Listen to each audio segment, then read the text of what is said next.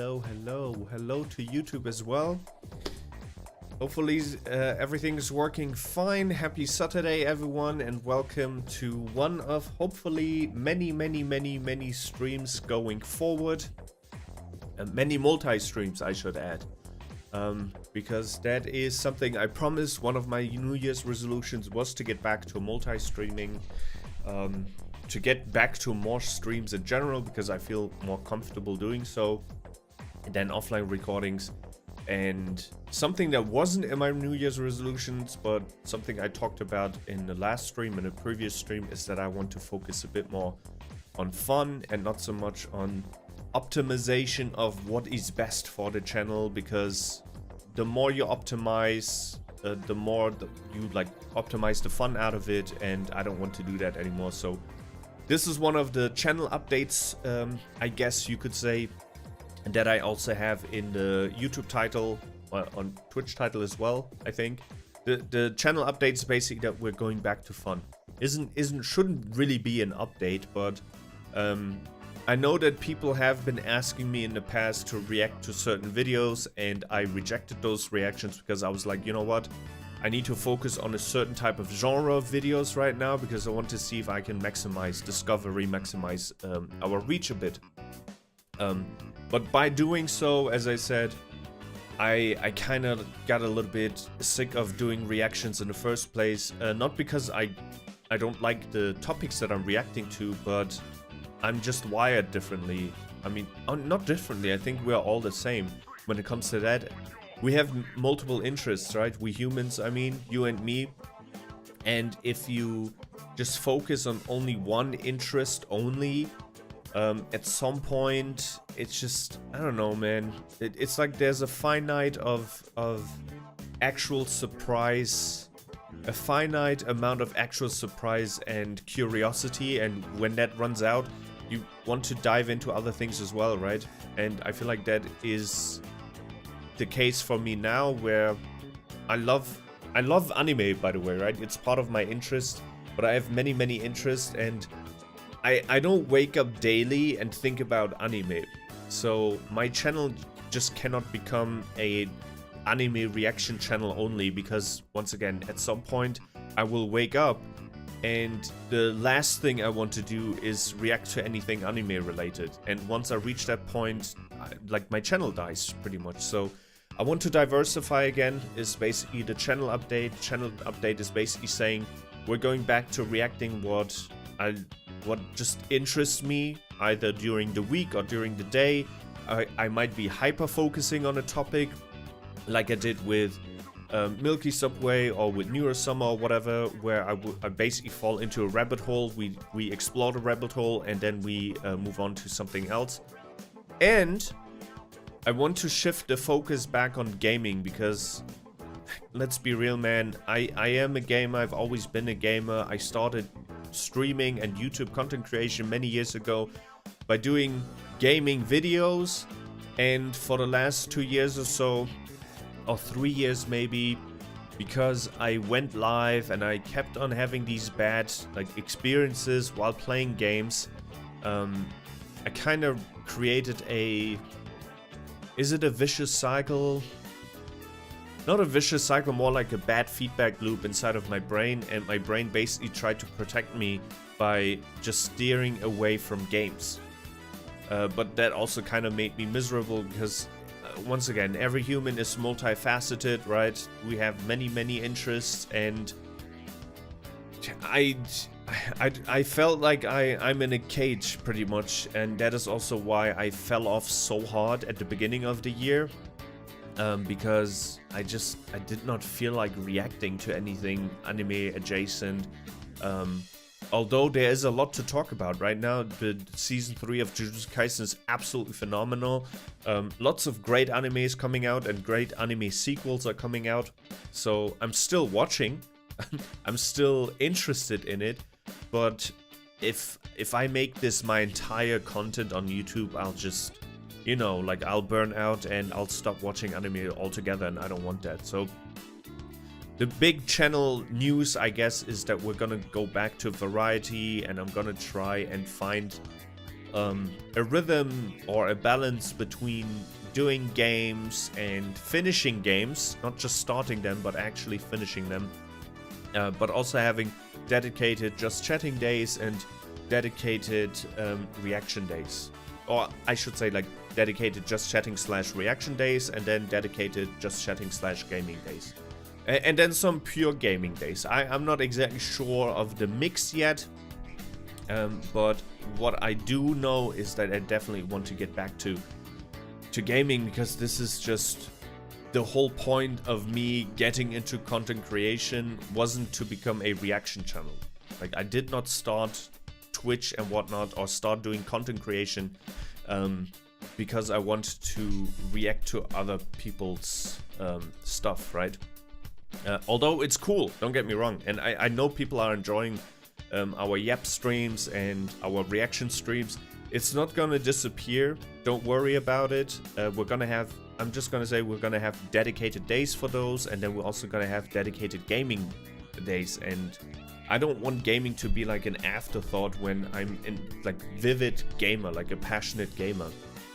Question is how I'm going to implement gaming. That is still basically a question mark inside of my brain, because I know there are some games that are very slow and some games that are a bit too wordy, I guess. And I don't know which one we should start with. I do want to start a new game, like a fresh game in February. We did start a new game last week or so, but it's been like, or was it the week before that? No, it was last week. It was last week we started a game called Escape from Ever After, which was awesome, right? But it is also very wordy, and I also had to take a break from like a week, and now I feel like, you know, like I feel like if we're starting a story-heavy game, we should actually make sure that we finish it in like a timely manner. But if we do it like, now that I had to take a break for a week, and then we're gonna do the second stream, let's say today, which we're not gonna do, but we're gonna do one today, and then tomorrow there might not be a stream, and then we're gonna do the third one next week. Like it's just too many gaps in between. And for a wordy game like that, and a game that really builds on the story like that, I don't think it makes sense to continue like that. But I hate leaving things like that unfinished, because I genuinely enjoyed Escape from Ever After. But yeah, we're gonna leave it at that. And the next game I'm gonna pick, we're gonna start and we're gonna finish, whether people are watching or not. Because that is something I really need to start learning. That is like embarrassingly something I never learned throughout my years as a content creator. I always basically look for like external validation when we're playing a long series or a long serious game, and when there is none, it's gonna be very, very hard for me to continue. The last time I pushed through a game where there was like very little feedback apart from a couple of people, right? Was Expedition 33, but Expedition 33 was so incredibly amazing and captured me so much that I literally did not care whether someone is watching or not. Although I did consider not continuing it after, I think, chapter 1, or close after chapter 1. Maybe it was even after chapter 2. I'm not exactly sure, but somewhere in between chapter 1, chapter 2, I was also talking about being a little bit like sad that no one, except for a few, I shouldn't say no one, there were some people who genuinely cared about the story and whatnot, and like I felt a bit like sad that I couldn't really share my love for the story and whatnot with the people who were there live, right? So I thought about just dropping it, but thank God I did not do that, and I kept going, because Expedition 33 became my most favorite game in 2025, and also one of my top games of all time. I wish I could erase my brain and just restart it and play it again. But it's definitely going to be one of those games I'm going to revisit over and over and over again. Maybe not now or the next year because it's still too fresh and there's some major spoilers, right? So once you know the story, I think it's gonna be hard to enjoy it in like a short manner, or like with short gaps in between, you know what I mean? But 2 years from now or 3 years from now, I can definitely see myself revisiting it. Maybe in 3 years or so, we're gonna have another game from, what was the studio? Sandfall Games? Sandfall? Maybe we're gonna have a sequel, or we're gonna have a similar story, or like a different game, and I can definitely see myself then replaying the game before the sequel. So yeah, that was that. It's not really a big deal. I thought about doing like a small YouTube video so people are on the same page when it comes to it. But the big news of the channel is basically we're gonna do a refocus on gaming, because gaming is just a huge part of myself. And if you want to be a part of my community, right, and you want to get to know me as a person, right now you cannot really do that through just the anime reactions that I'm doing, right? Because that is literally just one fraction of my persona. You wouldn't read a book and just focus on a couple of pages, right? Or you wouldn't read a trilogy and stop after the first book, right? Or the first couple of chapters. That's basically how I see, like, the reaction content is truly part of me. Anime is part of me. All the interests that are reflected in the reaction content, those are part of me, but what's also a major part is gaming, 100%. I've been playing games ever since, you know, pretty much ever since kindergarten. So that not being a part of my channel in the last couple of months is criminal. So this is why we need to go back to gaming. While also keeping just chatting and reactions, but it's gonna be a split, and I definitely want to prioritize gaming actually. And it doesn't mean that we're not gonna talk with each other anymore. Hello Ikathian, hello, welcome. Happy weekend to you as well, happy Saturday. Don't get me wrong, like nothing will change in terms of our interaction with each other. It's just that the format is gonna change. Instead of me just sitting here for 2 hours in front of this this background, this winter room background, we're gonna be in a game and talk to each other. How's it going? Hello, hello. Sorry for the spontaneous streams, but I did have weekend plans.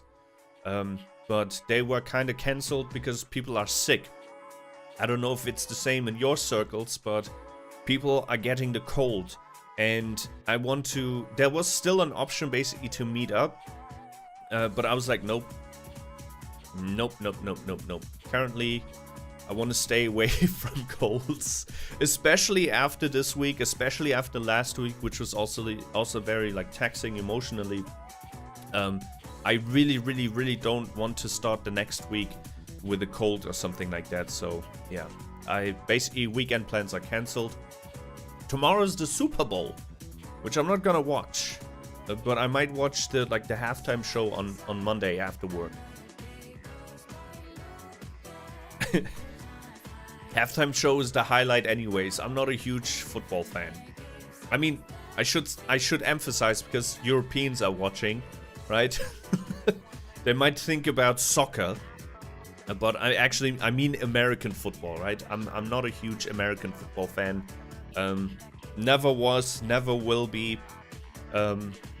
I grew up playing soccer. I'm still a huge soccer fan, and I also now added NBA and basketball to my portfolio of sports watching. And also tennis. Last week I also watched a little bit of tennis, because it's always fun to watch tennis. I canceled some plans due to an annoying headache. Oh shit, hope you're getting rid of that headache as fast as possible. Headaches are absolutely horrible.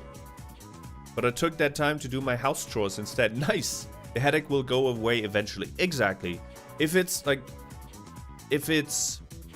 just a normal headache, right?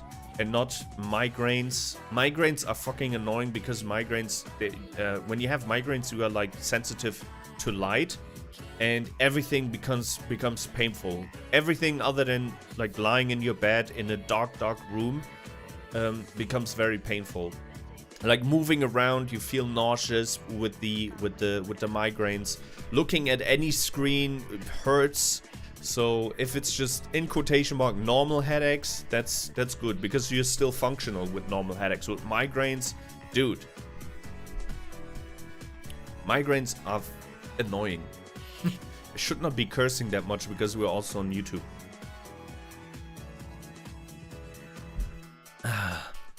Yeah, but I also took the time in our time off, right? In my forced break, to update a couple of things. Now we have, I think, like, I'm not going to repeat myself. In the last stream, I already told you, we have now animated emotes, we have new alerts, but the alerts are not, they're not perfect, they're not tweaked yet. I just basically implemented the visuals, but there's no special sound effects yet. There is, like, I haven't tweaked the messages yet. Like, there's still a bunch of work for me to do, but I'm slowly but surely I'm getting to the goal. Hello, Double Sugar Chip. Hello. Welcome. How are you doing today? Also, TTS is enabled for the Twitch people. Sorry, YouTube people. Did a 10-pack opening and got to immersive meows. Nice! 10-pack opening. The last time I did a 10-pack opening, I did it for the previous the previous pack. I forgot its name. The one with the Mega Charizard, and I got shit. I got nothing. I really got nothing. I did finish that pack though, but I did it last week. Literally last week. It took me probably two months almost to finish that freaking pack. I don't know how you handle missing a couple of cards only in a pack, but I'm so stubborn that if I'm missing 2 cards, instead of just trying to trade it with other people or try to get it with like Wonder Picks or something like that, or trying to save up points in order to buy those cards, I'm just opening packs. Even if there are other packs available where I did not draw any cards yet, I'm drawing until I have the cards that I still need. Until I finish, until I complete the package, basically.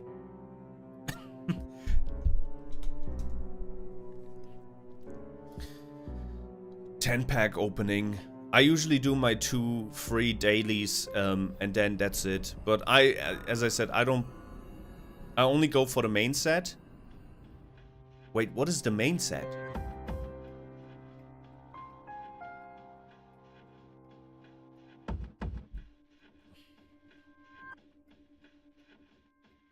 What is the non-main set? I thought all sets are main.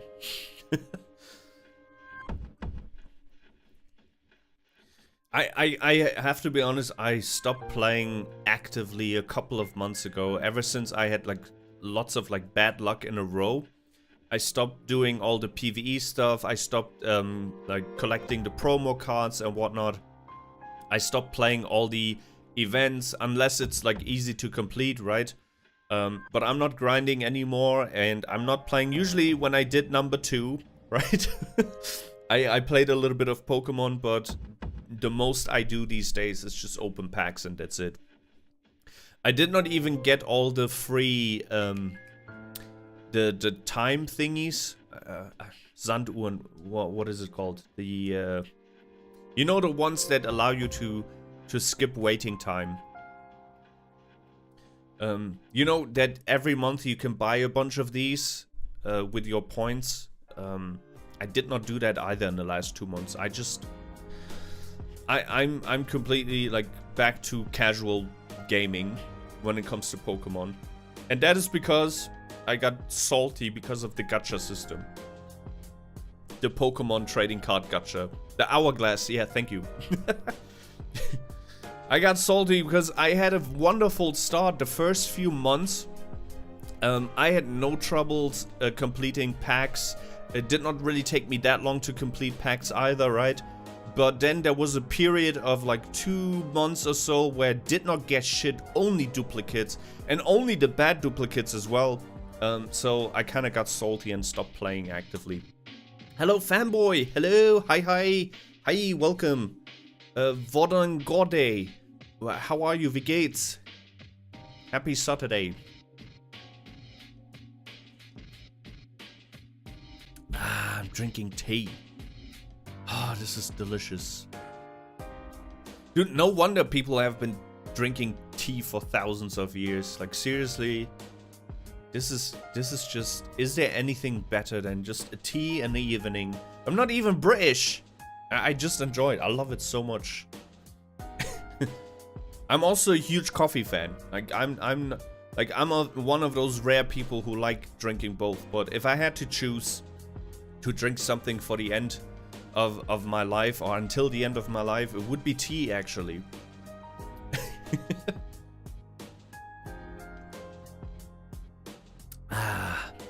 For everyone who did not hear the news yet, starting next week, we're gonna be back to gaming.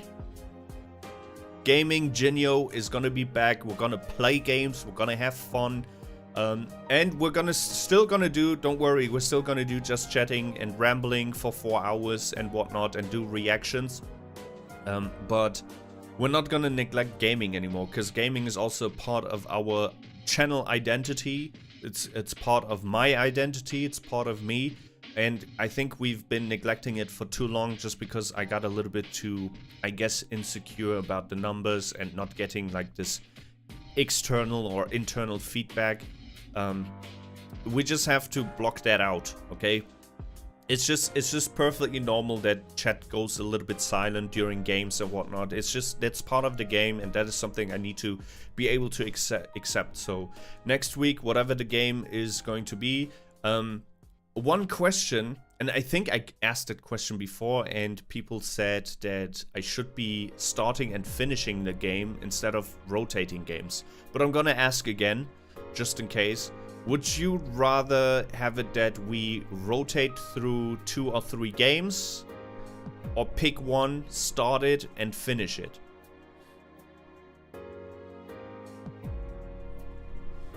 Last time I asked this, I think there was like a like 4 people doing the poll, and it was like 3 people voting for starting and finishing it, and then 1 person was like, no, rotate, start and finish. You know, I'm also like, in my private life, right, not in my streaming life, in my private life I'm definitely a start and finisher. But in my private life I also shut my mouth during gaming, because I fully immerse myself. I just play. Something like God of War, for example, right? Which I also tried to stream, but I gave up after, what was it, 3 streams or so?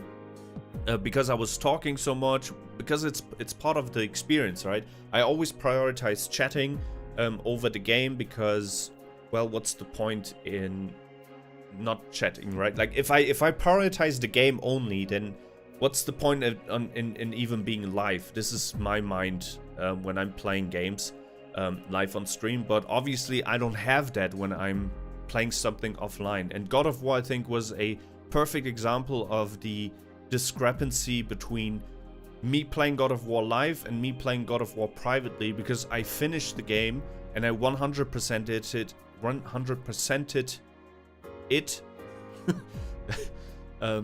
in a weekend. Got it on a Friday. I went, like, it completely got me in its like in its ban. I got immersed and I played through from Friday through Saturday pretty much, and I was done by Sunday evening. Do commentary before and after the game. It's a decent balance. Yeah, I've seen, like, in the last couple of months, I've also been watching a lot of other people play stuff. And they do it exactly like you do, but I don't know if I can, like, afford it, if that makes sense, right? I've seen, for example, the other day, I watched Henya play. Henya, the genius, the Vtuber. You probably know her, right? Yeah. I love it so much, the way she talks, because she like switches. She's bilingual and she switches from English to Japanese, and it's such a smooth transition. It's so awesome. I'm not even that. I'm bilingual, but I cannot switch the way like from English to German, even though English and German are so similar. But I cannot do like a smooth switch from English to German and German to English, like she does from English to Japanese, which are two completely like different languages. So I really admire that. But she does it in a similar fashion, where she starts the stream, and then she has like 30 minutes or so of talking, and then there is 4 hours of gaming, and then there's a little bit of talking at the end. And then she also has pure like chatting streams where she chats for 3 hours. And then there's a little bit of gaming, like 1 hour, but it's a game that you don't really need to follow anything like Animal Crossing or something like that. And then there are pure gaming streams where she only talks for like 10-20 minutes or so, and the rest is just gaming. And I kind of dig that type of structure. So we could have also one main game and like basically one what is it called, like a structure where I have 2 games. One is the major one with the story, right, the immersive one, and then one is a game that we can play after doing 2 hours of reactions or whatever. So this like her structure is something I really dig, because it really, I think that is something I can do. But the question is which games. It's also another one. Today or yesterday was the release of Nioh 3, or is it Neo? 1 AAA and 1 indie, exactly. Or could also be a competitive game, or just a short game, like something that you can jump in and out of. Yeah, and like 1 AAA game or just 1 AA game, just one game where you have to focus basically, and one that is just there. And I already have a bunch of options, but the options that I have currently are kind of old, and I don't think old works for most people. For example, remember that like the new SpongeBob game that came out like 3 months ago or so? It's just a 4-hour experience, and I wanted to start off either December or January with this game, because like, you know, I wanted to return to gaming, and I thought SpongeBob, a 4-hour SpongeBob game, is the perfect game for this. But yeah, SpongeBob could be definitely one of those games that we play after doing 2 hours of just chatting, because it's literally like 4 hours according to the Playtime website. So it shouldn't take us longer than like 2 streams or so. Even if we had like a 2-hour just chatting segment before that. I have Persona 5, and Persona 5 is like a thorn in my heart, or thorn in my eyes, because you know, when I started playing Persona 5 during the PlayStation 3 era, PlayStation 3, and I never finished that fucking game. Whoops, I should be cursing, we're on YouTube. Dragon Ball game was also fun to watch. Dragon Ball is the other option, but Dragon Ball is like, it's a big game because it has 6 million DLCs. So if we commit to Dragon Ball, that will literally take us months. If we say 2 out of 3 gaming streams are going to be Dragon Ball, it will take us literal months. Unless we only focus on a certain DLC, which we can also do, by the way, Icathian. We can just take one of the arcs. You don't need to have a save state in oh, you meant the MOBA. Oh yeah. The MOBA is definitely a game that we can play after just chatting segment, like today, for example. We're not gonna play it today. I'm just saying, like, today would be one of those examples where we have a just chatting stream, and then we could spend the last hour or so just playing a little bit of Dragon Ball. You're right, because that is something you don't really need to. Don't need any brain cells. There's no story. It's literally just Pokemon Unite with a Dragon Ball skin. They released Bardock. I haven't played since they released a new character. It is surprising how well it is supported, that game, because it is kind of dying player base wise. Like, not a lot of people are playing it. I think the majority of people who are still playing it are on console, because it has cross-platform or cross-play. It is a cross-platform game. It has cross-play, but it is kind of dying, according to Reddit.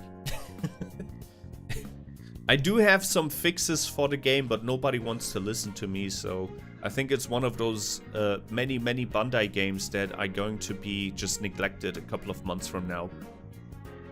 Just like the other Dragon Ball game. Bandai released another Dragon Ball game like 2 months ago, 2 years ago or 3 years ago, which was kind of like Dead by Daylight, but with Dragon Ball, where you have 4 or 5 players who want to escape the map, and another player is playing one of the villains. So they're playing Frieza or they're playing Cell, and their goal is to basically level up and power up and then to kill the players.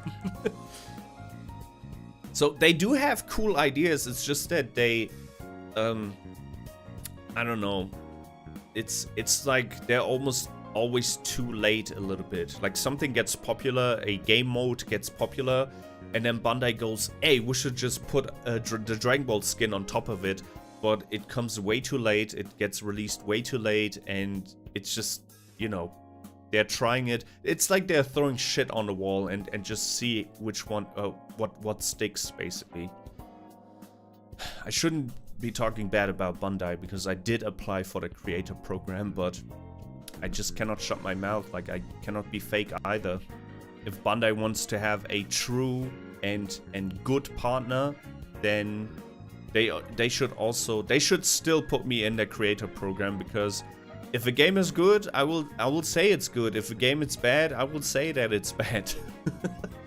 Unless they pay the right amount of money, if you know what I mean. Every man has its price. No, but you already know my stance on a lot of the Bandai games, the anime Bandai games, is that it's just, I think it's not even their fault. It's because the licenses are so incredibly, they shouldn't fear constructive criticism. Exactly. Constructive criticism is actually good. And that goes for almost every segment in life. Goes for streaming as well. Like, I'd love to get constructive criticism. That's always better than just people hating, for example, or people just saying that everything is fine and awesome, even if they mean it. But constructive criticism is actually when you improve as a person as well. It is a hard pill to swallow. Don't get me wrong. Nobody wants to hear the truth. But it is definitely helpful to grow. Like, people telling me, you need a schedule, my man. That is constructive criticism. But if I would ask, hey, what can I do better as a streamer? And everyone goes, no, nothing. Everything's perfect. That's a lie. We know that. Like, we know there's still lots of things that I can improve. like a schedule, for example. A schedule definitely helps. The reason why we still had spontaneous streams this week is because I just didn't know whether I could be going live or not this week. And the weekend was already planned out, so I did not expect to stream on the weekend. But because Father Frost is wreaking havoc right now. It snowed today as well, but it is +4 Celsius, so it doesn't stick. So just snowing and melting. Snowing and melting. And people got sick, and that is why my weekend freed up. That's why I'm live right now. Otherwise, I wouldn't have been streaming. Anyways, to get back to the point. Wait, what was the point? What were we talking about?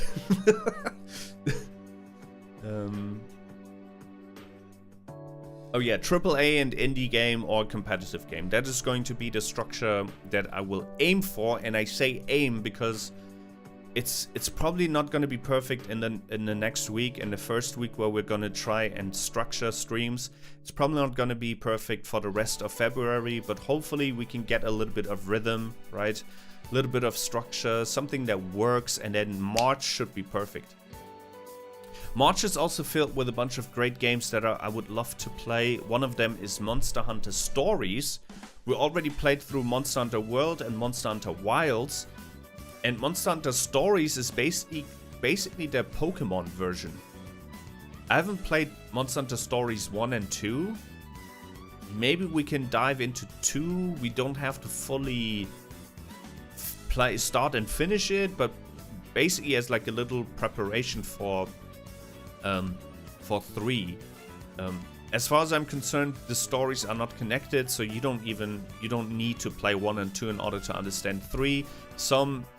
There are some reoccurring characters, but story-wise, it's gonna be its own thing, kind of like Final Fantasy. So, yeah, in March we're gonna have that. There's also another game that comes out in March. No, wait. End of February, we're gonna have Resident Evil. Requiem. What else? Let me see. Game releases February 2026. Lots of great games coming out. Okay, Nioh 3 that came out yesterday. Is it Neo or Nioh? And then the day before that, on the 5th, we had Dragon Quest VII Reimagined, which looks fantastic. I saw a bunch of people stream it. Looks really, really good. Mario Tennis. Cool. I always loved the Mario Tennis games. But this is for Switch 2. I don't have a Switch 2. Not yet, at least. Maybe this year.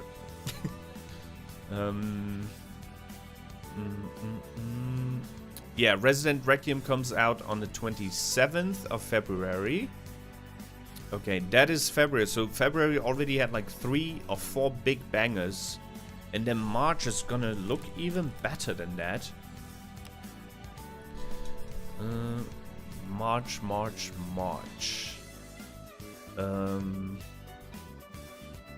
Heartopia. No, that's January. Whoops. Heartopia is also a game that people have been playing. And it looks kind of cozy. Maybe we'll try it out as well. I should have just continued playing Animal Crossing. If I think about it. A couple of years ago, I started playing Animal Crossing. I loved it. I kind of stopped playing it. I should have just stayed a Nintendo boy. Biggest mistake of my life. Nintendo has the best games, and there's such no-brainers as well. Okay, wait. February, March. We have Marathon. That's the competitive. That's the shooter game, right? Supposed to be good. I don't know. Then we have Monster Hunter Stories 3 comes out March 13th. Crimson Desert, March 19th. Have you seen clips of Crimson Desert? That shit looks too good to be true. It looks like a high fidelity version of Zelda Breath of the Wild or Tears of the Kingdom. It just looks too good. Then we have Mouse P.I. for Hire. This is the game that looks like an old school Disney movie, but it's like a shooter. So that's pretty cool. And that's it. Those are the big ones in March. April so far doesn't seem to have anything crazy going on except for Diablo 4. Diablo 4 is actually also something that I would love to check out, but it's such a vastly different genre. I don't know what is like, I don't have a genre, right? I love everything, as long as it's fun and engaging and not too complex and not too difficult. But I don't know if people are vibing the same way as I do, right? Because I feel like most people, especially on Twitch, they have like one genre that they love. There's the MMORPG people, and then there's the shooter people who watch like Shroud and whatnot, and then there's the cozy people who watch people play Animal Crossing and all the other farming games and whatnot. Then there's like the RPG people, like Final Fantasy and stuff like that. So I feel like the majority of people on Twitch are like genre people. I don't know, maybe it's just a like bad perception that I have, but I don't think people like to do genre jumping like I like to do. Like, I can literally jump from FIFA to, I don't know, World of Warcraft. And I would have no problem with that because I played all of these games throughout my life. Like, I played sports games and I played MMORPGs, I played RPGs, action adventure, I played all the handheld games and Pokemon and whatnot. Like, I literally have no genre. Whatever is fun and engaging and keeps my ADHD brain happy. There's only, I would say I don't have a genre, but I definitely have favorite genres. And I definitely have least favorite genres, like RTS, for example. I'm just not a good RTS person. And also racing. Racing, I'm just not good at. Especially those simulator races that really go into detail, like the F1 games. I don't know if you ever played F1, but if you play F1 and you turn off all the assistant options, like assisted driving, assisted everything, and whatnot, it gets so complex that you also have to take care of your tire, right? Like how much usage your tires have. So you need to make sure that you do the box and stop, whatever that is in English, at the right time and whatnot. Fuel consumption as well. Like it can get so complex. I'm more of a, when it comes to racing, I'm more of like a arcade racer, like Need for Speed, that type of racer, but not the serious ones. I'm just not into racing like that. Okay, what else do we have? The big one, Grand Theft Auto 6. Dude, I can't believe that GTA is coming out in a couple of months. Oh boy. Oh yeah, something I wanted to ask, and I want an honest opinion, because you've known me by now, right? Do you think we should maybe start getting into GTA a little bit? I'm not talking about the RP stuff, but just GTA in general. Test the waters. Because, like, the other day I saw a clip of a new online update. You know, GTA Online exists, and you can be a firefighter and save cats. And that really made me want to get into GTA Online. Not gonna lie, like that really made me think, but I don't know where I would be able to squeeze it in right now.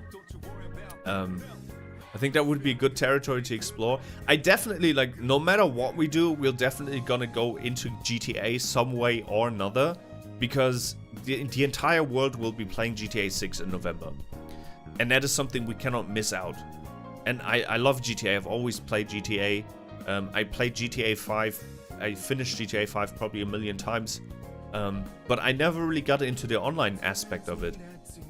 I have no idea how to even start these RP stuff. I don't think that I will get into that, or maybe I will, I don't know. But what I definitely want to try out is that online mode and save cats. But maybe we can test the waters a little bit by maybe playing the campaign, right, to see how people are digging it. And then we can maybe slowly go into GTA Online, check that out. Just so we are ready for GTA 6. You can give it a try when release date of GTA 6 approaches, just as a warm-up for the big event. That is something we could do as well, but in the past, let me just say I was never able to pull that type of thing off where we prepare for a sequel. I tried to do that with God of War because God of War Ragnarok's release was approaching on the PC. So I was like, we're gonna play God of War 1 and then we're gonna transition to God of War Ragnarok, but then I gave up and then I never played Ragnarok. I still haven't played Ragnarok, and I avoided every single clip on the internet, on Twitter and on YouTube. Sometimes I get like clips and sequences from Ragnarok recommended for some reason. Maybe Google, I mean not maybe, we know Google is listening.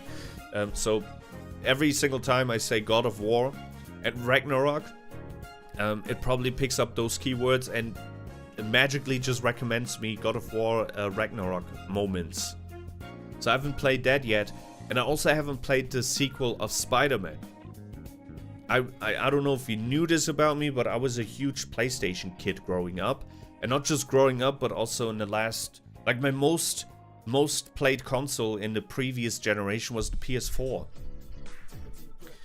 So, I played all of the first titles, right, of great games, like God of War. I mean, God of War is not the first title of the series, but it is the first title of a new trilogy, right? But never played Ragnarok. I played The Last of Us, but never played Last of Us 2. I played Ghost of Tsushima, but I haven't touched Ghost of Yotei. I have played Spider-Man 1, but never touched Spider-Man 2. So, yeah. Last time I played GTA Online, the lobbies were infested with hackers, but I think they did an update in which you can start private sessions, so you won't get bothered by sweats and hackers. Wait, what can the sweats and hackers do? Can they, like, grief you?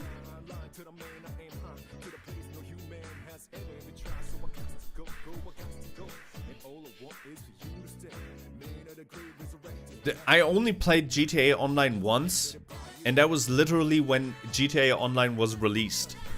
And it was so freaking buggy. I don't know if you remember, if you played GTA Online on release, you probably went through the same thing. Sometimes it would just bug out and you had to restart the entire intro sequence again. So I played the intro sequence like 6 or 7 times, and then I kind of got sick of it and stopped playing, and I haven't touched GTA Online ever since. Literally on release on the PlayStation 3.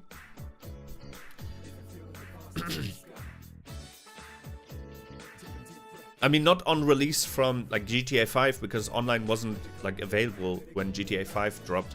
But a couple of months later, they released the online mode, but it was so buggy. Yes, they have the flying motorbikes and they shoot rockets at you. The hackers can glitch your entire game. Wow. Okay.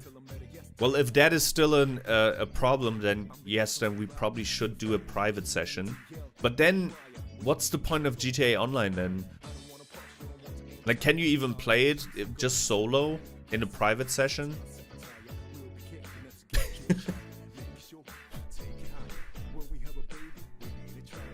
I thought the whole point of GTA Online is that you do heists together and whatnot with like random players, or is that the RP stuff on those modded servers?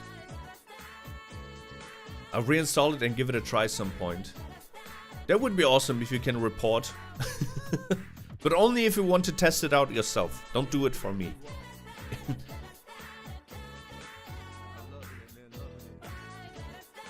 Bro, I just hope, you know, the only thing that I'm hoping for right now is that my PC can handle GTA 6. I'm currently not sure, and the issue that we have right now is that none of us can really like upgrade their rigs.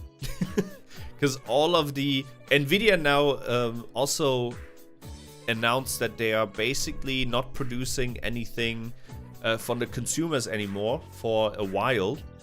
No more new graphic cards, consumer cards, until 2027. Moist Critical actually made a video about it. We should take a look. It's crazy, dude. Like, I think the era, I don't know if I'm exaggerating. I don't want to exaggerate, but I kind of think the era of personal computers, the PC, the P's for personal, right? I think the era might be over or coming to an end. I think eventually we'll get to a point where there won't be any consumer PCs anymore. There will just be streaming rigs, and we'll basically get the computing powers from, like the cloud. Just like the Game Pass is working right now, and it's working really well. So maybe they saw the success of the Game Pass or similar services like the Game Pass, and the entire industry was like, what if we make it so that people don't own their shit anymore and they just rent a PC, so to speak, or they rent computing power. I think that might be the future that we're heading to, where we just have literally just like a little streaming box. And let's say you want to do office work, then you do the $5 subscription where you only need 8 gigabytes of RAM, right, for your office work. But if you want to play after work, then you obviously need more computing power. So then you need that $15 subscription, which is the gaming/office subscription. But if you want to do high-end 8K gaming, then you need to have the PC/office gaming ultimate subscription for $30 per month. I think that would be a wet dream for the corporate people.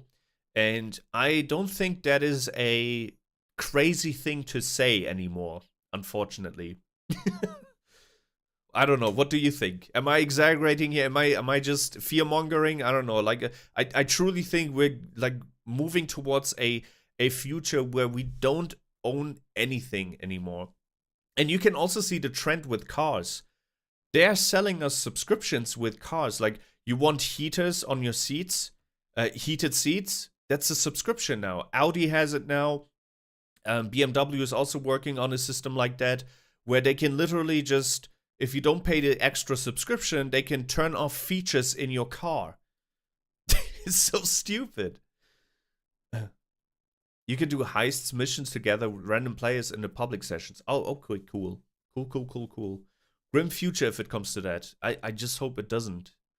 But let's take a look at this. Look at this. That's another Anfield ad. Anfield ad.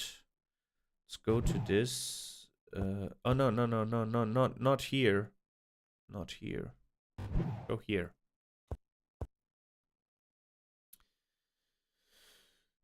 Where is the image? Image? Oh, it might be the wrong. I think it's the wrong window, right?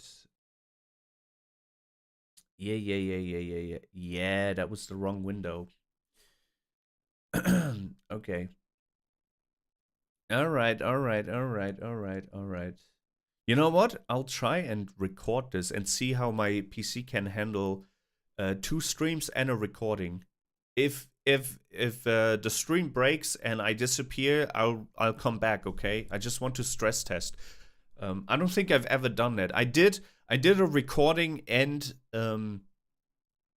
like one of the streams before, like YouTube streaming or Twitch streaming plus recording. That was not a problem, but I never done multi-streaming and recording, and I want to see if we can do that like for the future. If we do broad reactions again, broad reactions like this one where we react to Moist Critical, and if I can do that while multi-streaming and then just multi-purpose it, we'll see. We will see. But just a heads up, if if the stream disappears, it's because my PC did not handle the stress test well. This little goof, look how happy she is. I'm about to start kicking my feet too. We're in Arknight's Enfield and we're taking a quick sneak peek at this jolly fox lady known as Gilberta. Besides Gilberta, I know that. Whoop. Okay. Moist Critical. This won't make you happy is the title. What does make us happy these days? Only misery out there.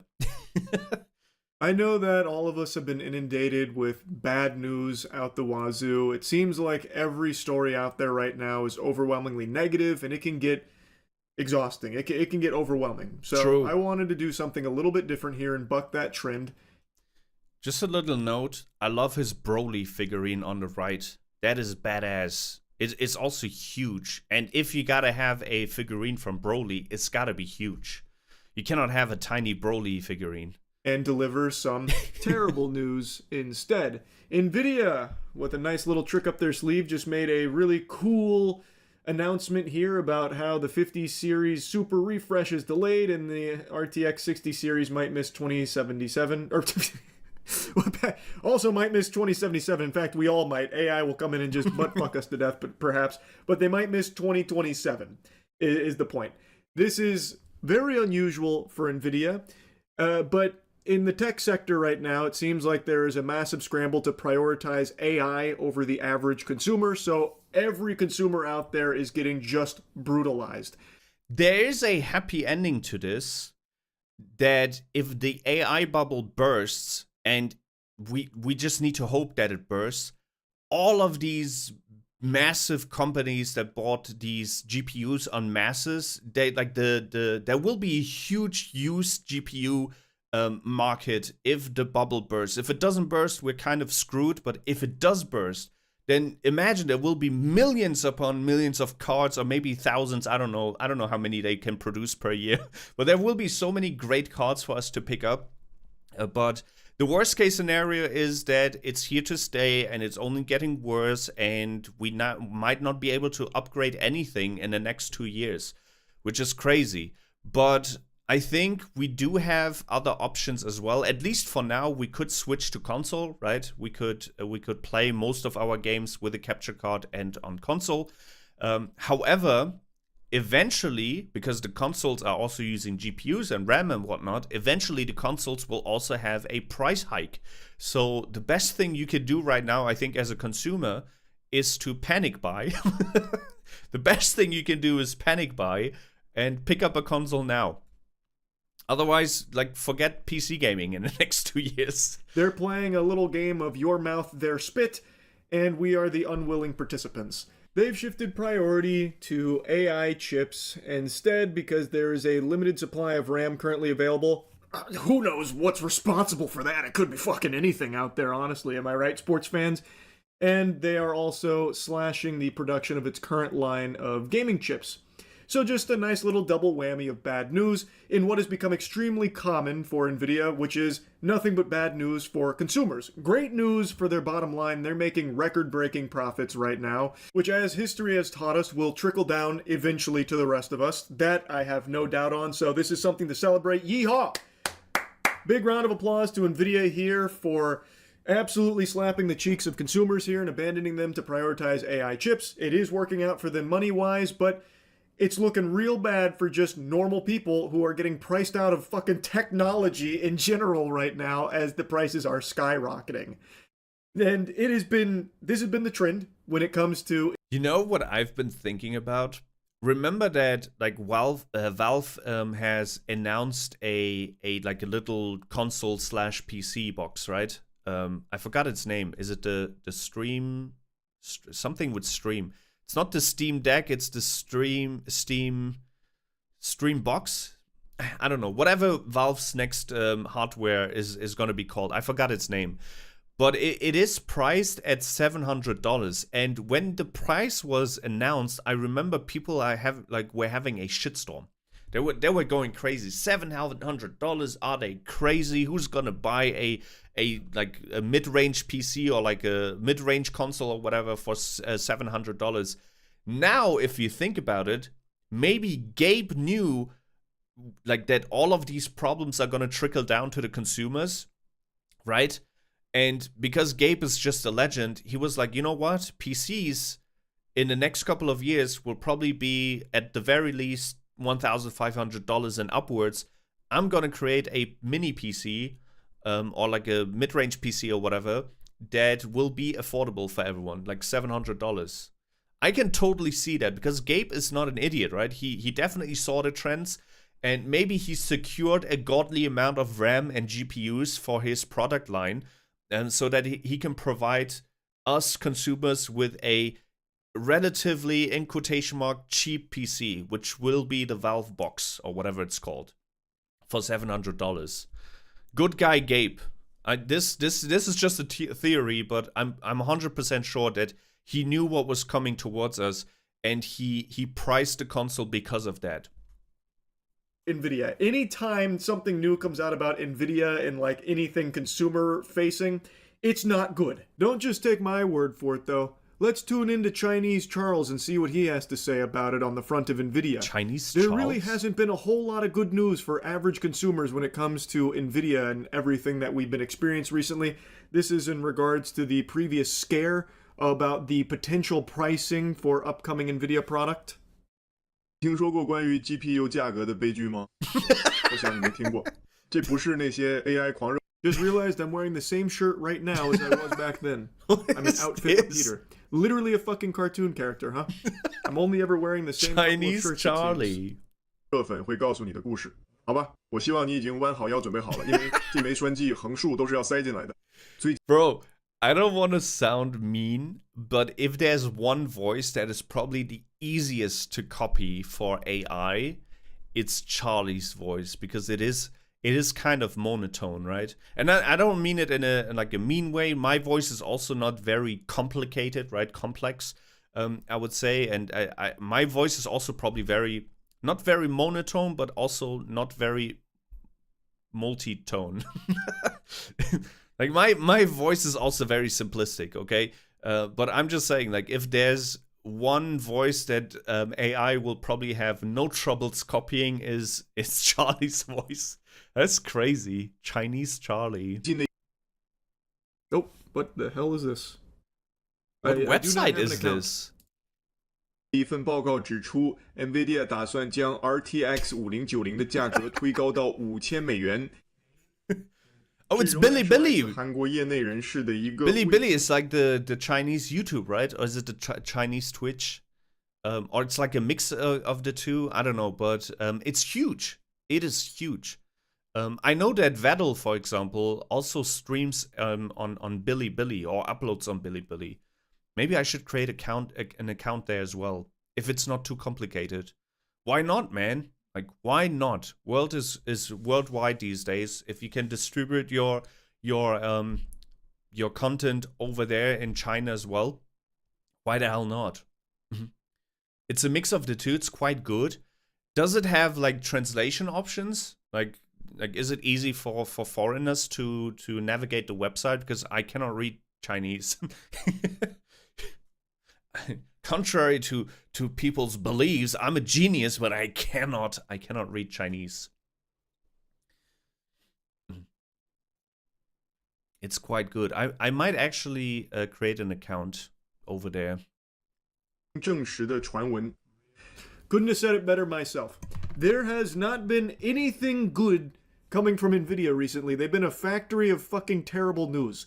Unless, of course, you're like a supreme AI cock gobbler and get excited about AI coming through and fucking The you phrases of Charlie. And in that case, you need to be Cock institutionalized ASAP. NVIDIA to delay new gaming chip due to memory chip shortage. Report claims NVIDIA will not be releasing any new RTX gaming GPUs in 2026, and the 60 series likely debuting in 2028. In 2028? They want to rent computers out these days. Yeah, that's the next big wave that they're looking at, I know. So they went from an almost yearly release cycle, because the 50 series came out last year, right? And then the year before that, there was the 40th series. It was like always like a year or 2 year gap between like the major new wave of GPUs, and now they're gonna halt it for like a couple of years, and the next one's gonna be released in 2028 because they are focusing on data centers, which unfortunately makes sense because capitalistic societies always follow the money, right? And if the money's in data centers, it is in data centers. Then they're gonna drop gaming.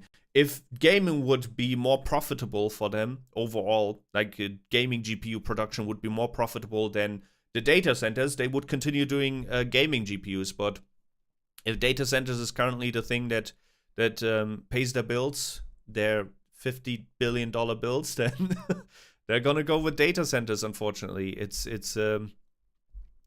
It's what is it called? Supply and demand, right? Although in this case, it's not really supply and demand because there's lots of demand. It's just not enough supply. Talked about it.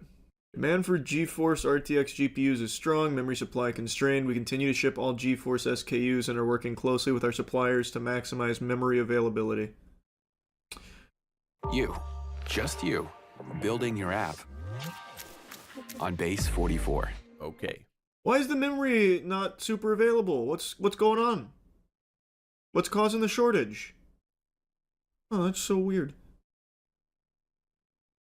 Many expect NVIDIA to announce RTX 50 series super refresh at CES 2026, but just before the event, NVIDIA publicly announced they would not announce any new GPUs, a first for the company in 5 years.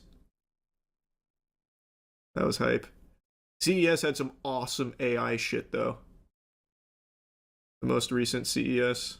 I mean, the current GPU generation will keep you going for many, many years. And NVIDIA probably knows that as well, right? Like, if you have a current 3080, even the 20th series, I would say, if you have a 20, RTX 20 upwards, I would say, right? 20th series or 30th, 40th, 50th, that will keep you going for at least the next 3, 4, 5 years, right? Depending on how well you want to play graphically, right? Like if you want to play every single game that comes out in the next couple of years in 4K, then obviously you will hit your limit at some point. If you want to play it at like 2K even, you might also get like hit a certain limit. But if you're willing to play games still at 1080p, which I think is still an awesome resolution, and 60 FPS instead of 120, right?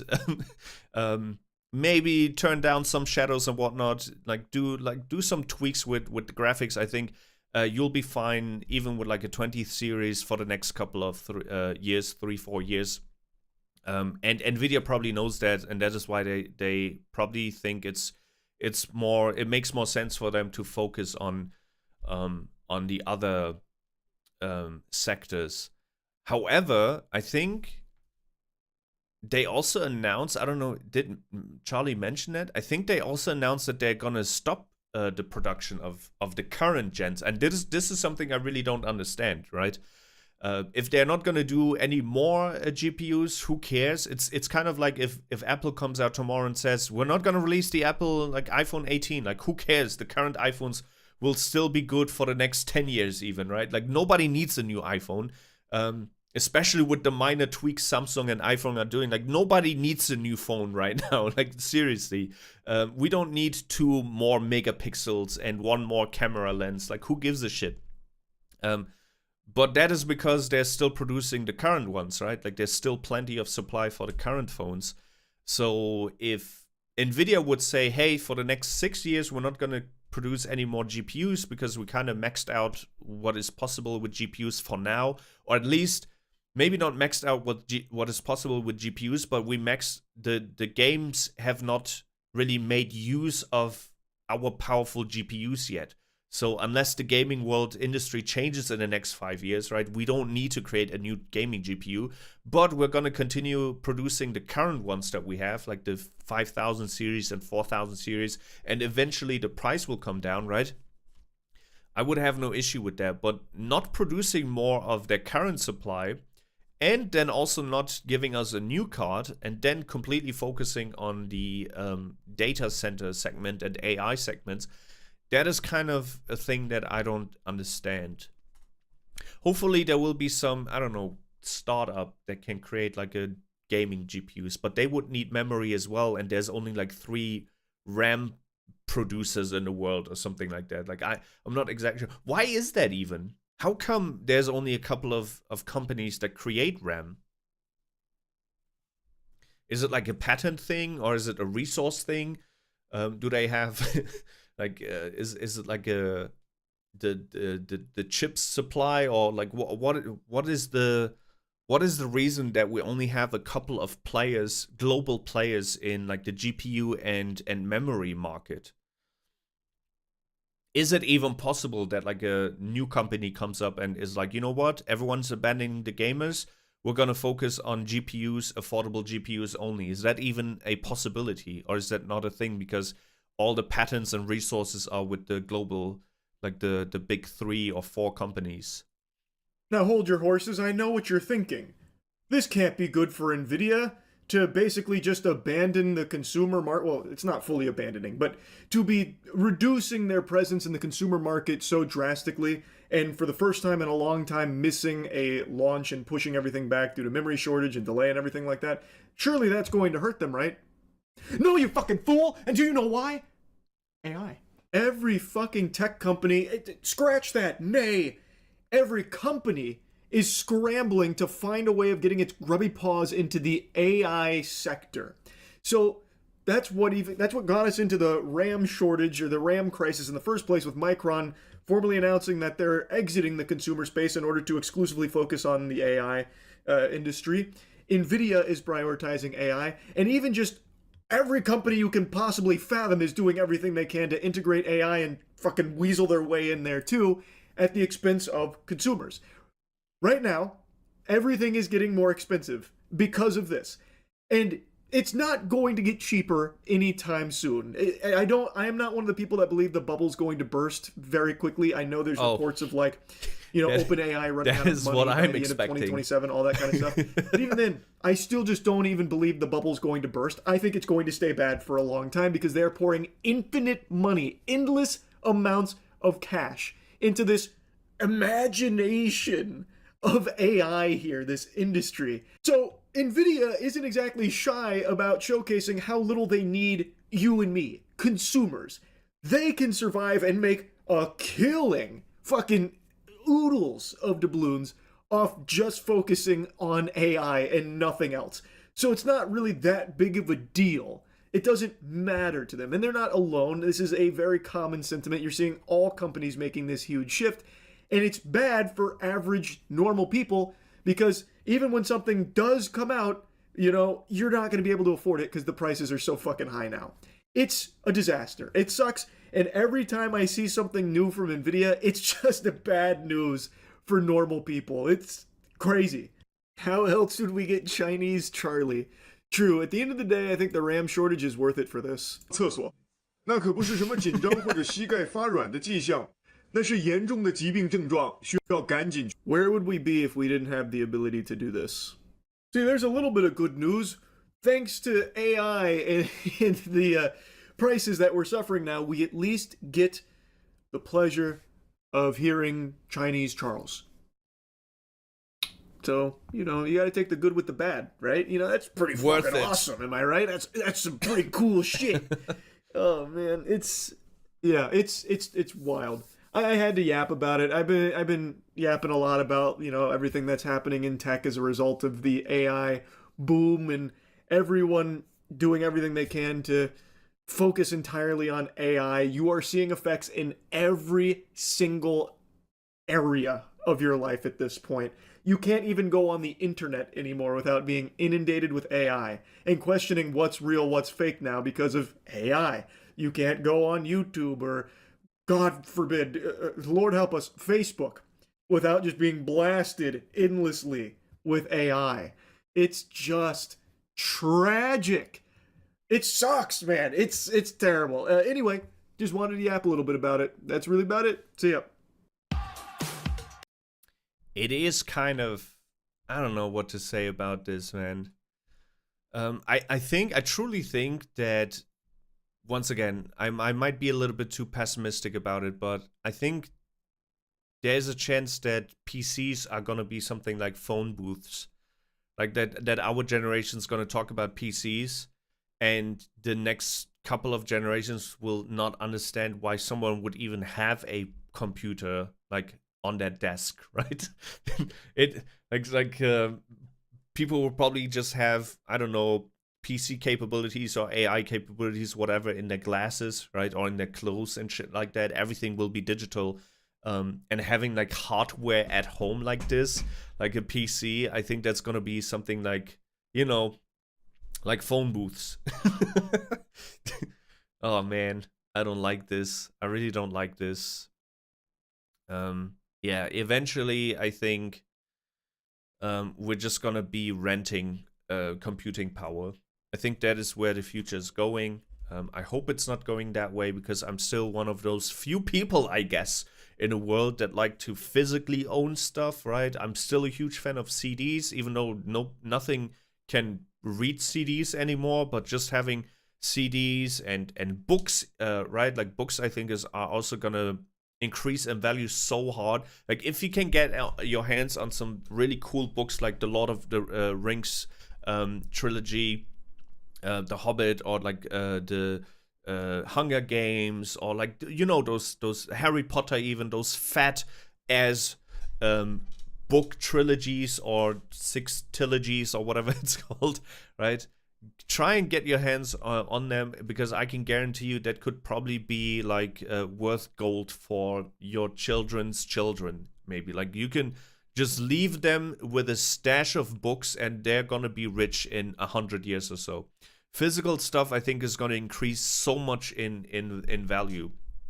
Not so much CDs, because CDs and I mean books as well to some degree, but CDs in particular, they just, you cannot, even if you take care of those CDs in 100 years or so, they will not be able, like, they will just break. AI is basically shoved down people's throat nowadays. Yes, but it makes sense. This is now like the AI era, basically, just like when the internet came around and everyone was having a website for everything.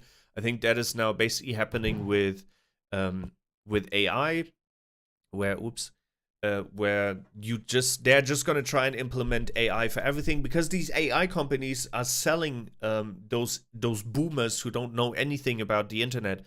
They're selling AI with, hey, you can maximize profits, you can save workforce, you can be more efficient, which then in return also saves money. Like, this is the pitches. There are salespeople from OpenAI and whatnot going everywhere into these huge ass companies, having meetings with the boomers who don't understand anything, and all they understand is basically money, and you just have to sell them saving money and saving stuff.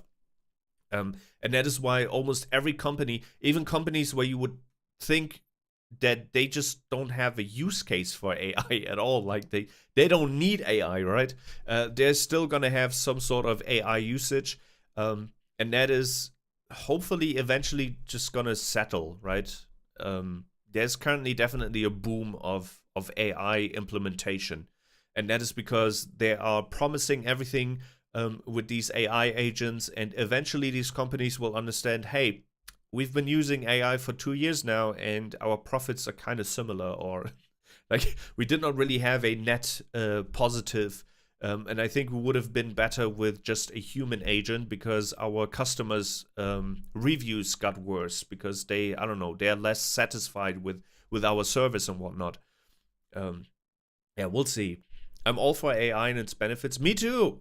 But people still have to use their brains and skills. Yes, I think there's a lot of positives that come with AI. I think in the medical sense, the fact that AI can just peer review millions of scientific papers to maybe find a cure, or maybe come across conclusions that humans did not come across, because we don't have all the time in the world. But supercomputers, they can just, you feed them 6 million pages of something or 6 billion pages of something, and then the AI will find some patterns and be like, hey, maybe we should try this, and then therefore also maybe we'll find cures for things faster than we would if we would just do it manually. I'm not saying that humans could never, like, humans are we are awesome, and eventually I think with just enough time, given them enough time, we can do everything that AI does as well. It's just that there is no limit of their brain power. Our brain power is just limited to this biomass that we have, that we don't even understand fully, right? And we don't even understand how the brain, or how to efficiently use the brain. I don't know if the numbers are still correct, but I think it's like an adult human uses only like 15% of their like brain power or brain capacity. So there's so much untapped potential, and that untapped potential just is not there for AI, because their potential lies in computing power. and the better we get in computing, because there's also like quantum PCs and whatnot, like quantum supercomputers, right?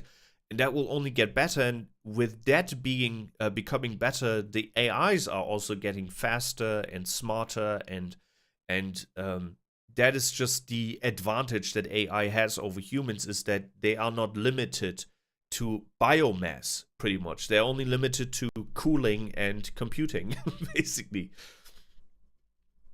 As for generative AI, my personal opinion is, okay, that's enough. We had our fun with it. You can take it away now. Yeah, generative AI is something that I don't understand. I don't like, because I always thought that AI is gonna just be a tool and help us be more efficient and whatnot, so that we can focus on more, creative things. Like humans can just focus on just enjoying life and doing music and having theater, like enjoying theaters, basically like the old, how they romanticize the old Greeks and whatnot.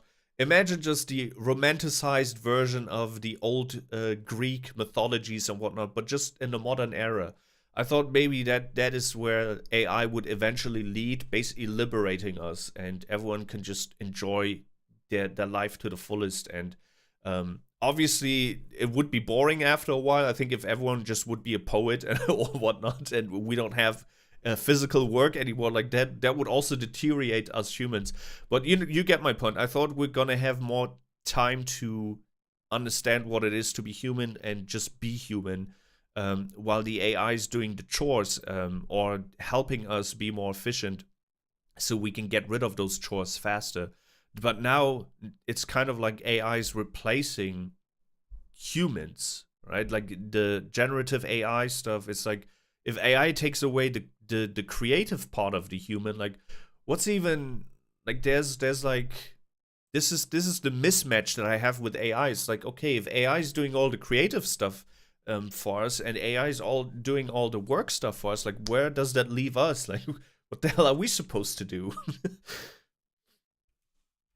Yeah.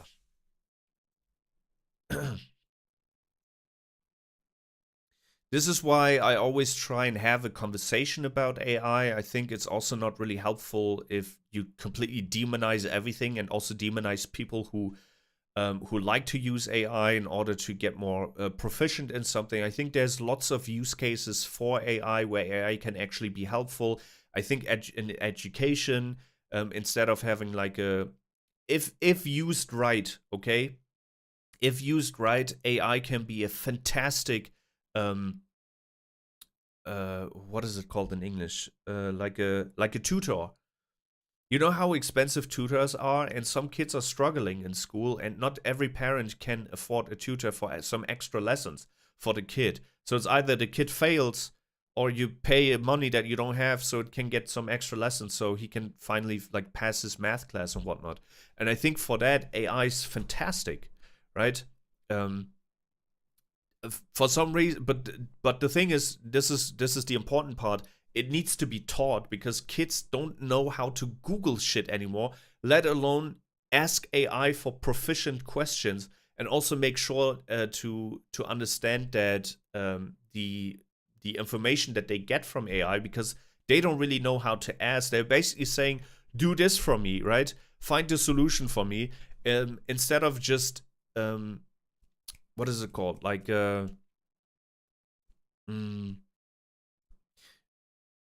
it's basically replacement of knowledge and not enhancement of knowledge, is how I notice the kids are using AI. So they can never really, they can never really be sure whether the information that get from AI is accurate or not, because they don't do the proper work, right?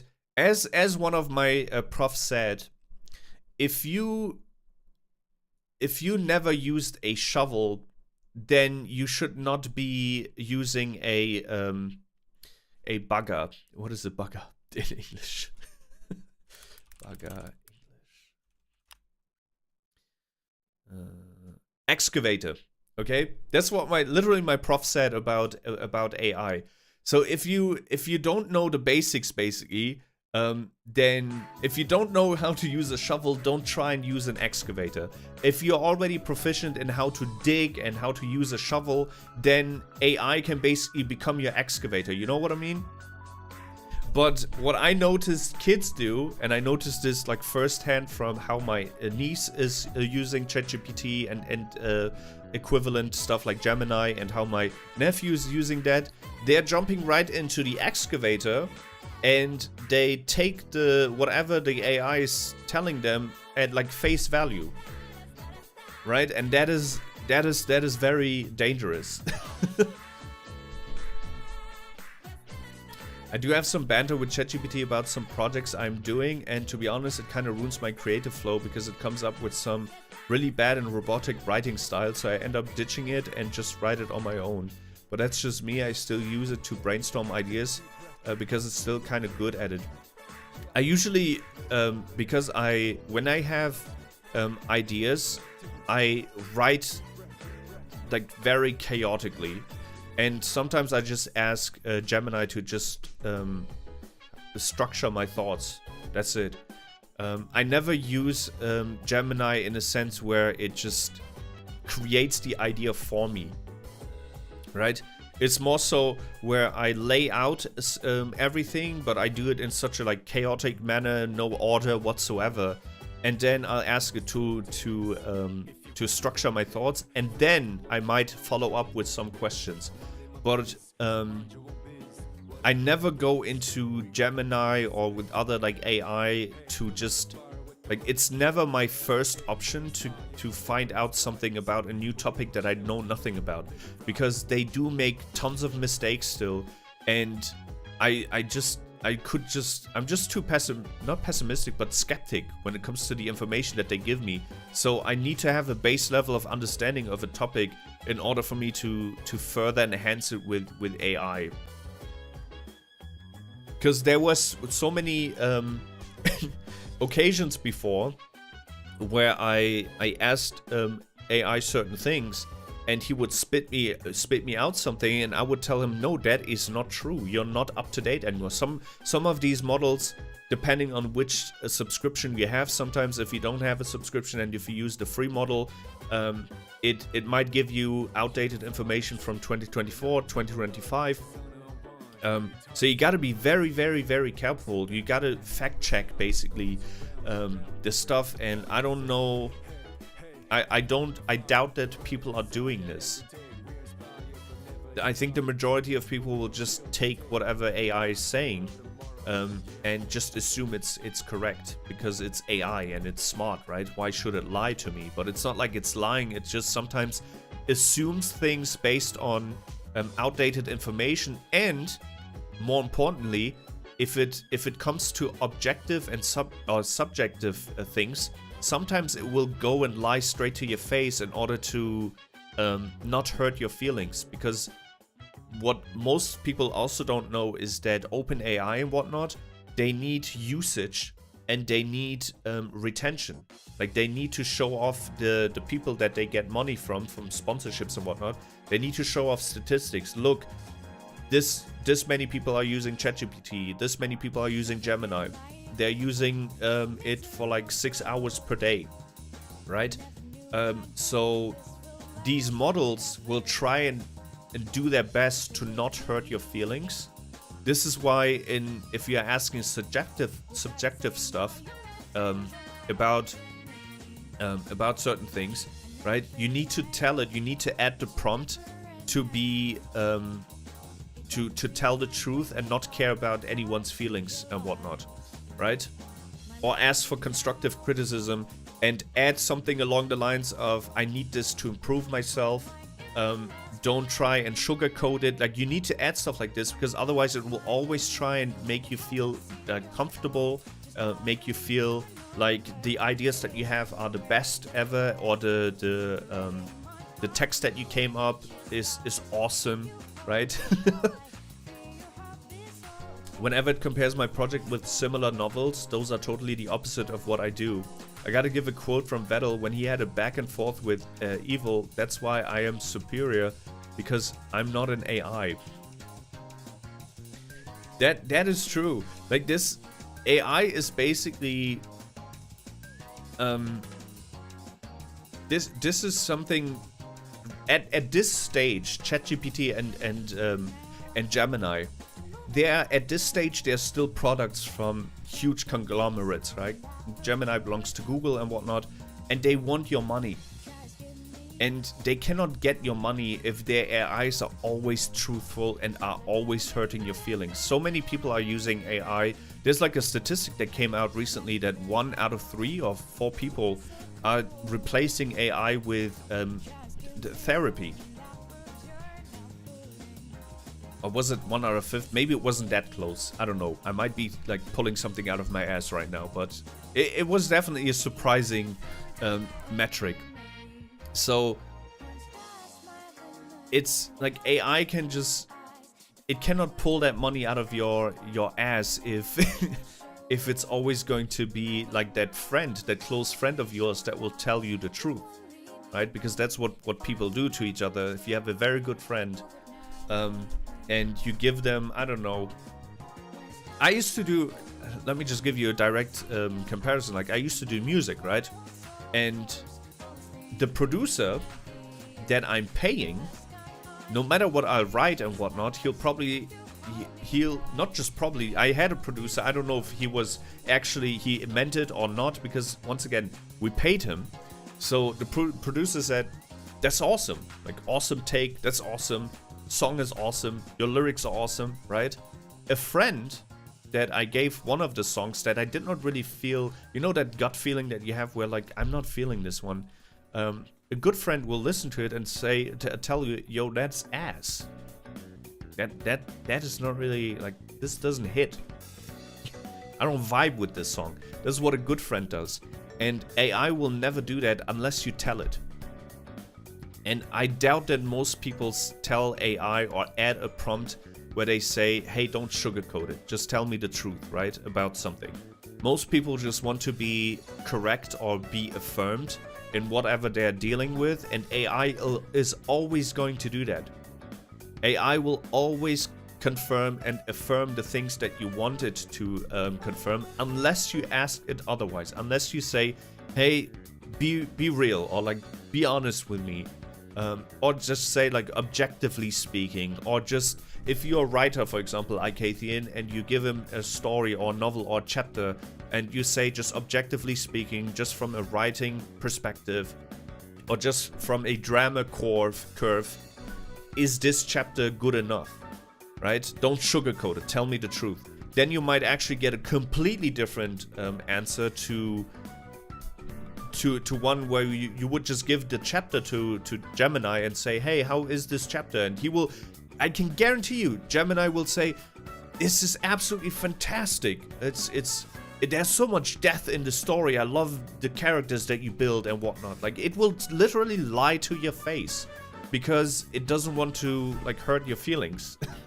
Because if it hurts your feelings, you might leave, and they don't want you to leave.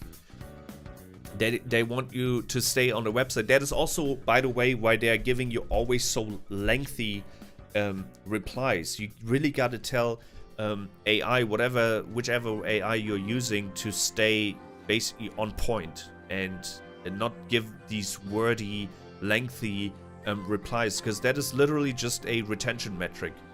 The longer the reply, the more you'll read, the more you'll just stay on the website, the more the metrics will rise, the more they will be able to show off for their investors, the more money they'll be able to raise. And ChatGPT currently needs a lot of money, because they're also thinking about demolishing the free subscription, the free tier. They want to implement ads because they are bleeding money. And people already spent like $50 gazillion on ChatGPT. And OpenAI is still bleeding money probably because of some people who are just asking, yo, what's the weather today? Every time people do that, there's 500 trees that are dying. If ChatGPT were a driving instructor and you bump into a curb, it will tell you, that's great, you're on the... Exactly! This brings it on point, Ikathian. Yes. if AI and ChatGPT would be implemented in our GPS systems, it would never tell you that you are on the wrong path and that you need to return or turn around. It would just be like, go, yeah, sure. You drive so well. I'm sure you'll be able to find a new way or new path. But I'm approaching a wall. That's awesome. Walls are awesome.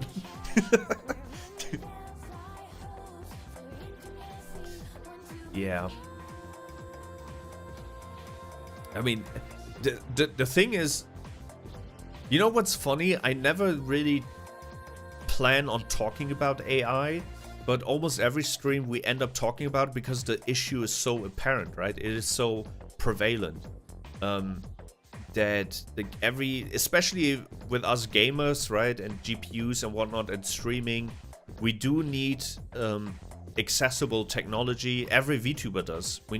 Every content creator does, as a matter of fact, unless you want to, again, deal with lots of rendering time in Premiere, or you can't, like, if you're a gaming creator, for example, at some point you won't be able to play certain games. If that doesn't become accessible, like if it doesn't stay accessible, then there's an entire creator space that might die out.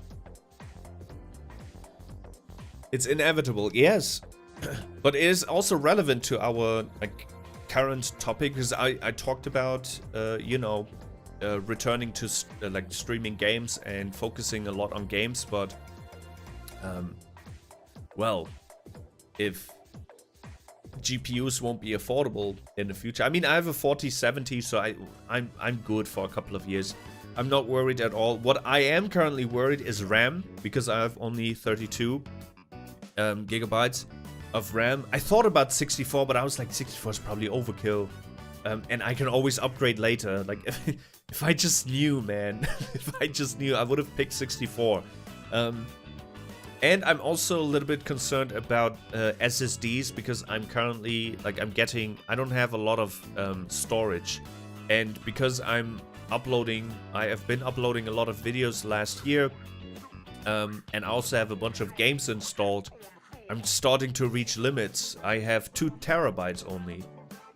And some of these games that I've installed are like close to 100 gigabytes, so best I can do is 10 games, right?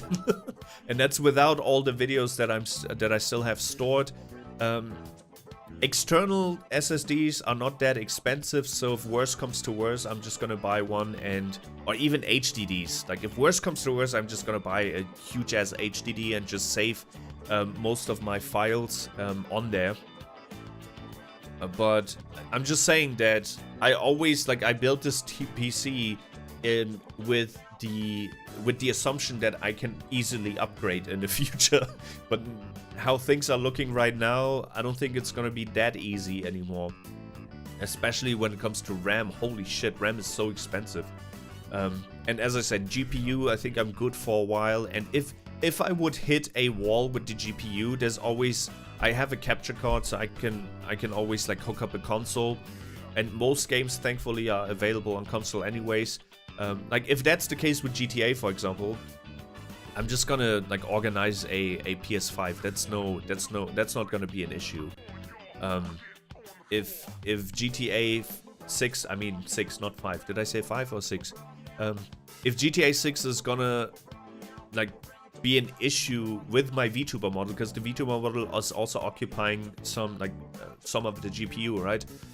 So if Vtuber model plus GTA 6 is not gonna work properly without lagging or whatnot, I might just have to switch to console and just basically outsource the computing power to the console when it comes to the game, and just let my GPU handle the Vtuber and nothing else. Excuse me. Yeah, if there's one thing that comes out of this whole GPU mess, or Nvidia mess, is that consoles are probably gonna be more they're gonna have a second boom. Console gaming will probably be back. unless console will also have shortages. I'm not exactly sure if these companies have like contracts until a couple of years, right? Maybe, I don't know if Nintendo and PlayStation and Xbox have like some GPUs and RAM guaranteed for a couple of years so they can continue producing their consoles, right? Or if they're gonna like start having shortages as well, because once they will have shortages, then I don't know, a Nintendo Switch currently is $499. It might go up to like 700 or 800 even. We don't know.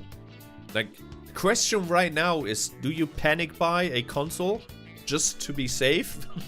Or do you wait?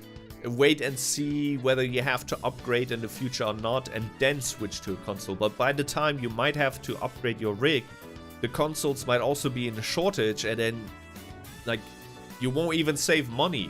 If the PS5 will go up to 1,500 euros and RAM will be 1,500 euros, like at that point you can also buy RAM. Wait, do we even see a... Wait. Is there already a price hike? Let me see. Nintendo Switch 2, for example. Excuse me. No, it's still $499. That's good. That is good. $499 with Mario Kart even. So technically it's 400 right now. Excuse me. Good.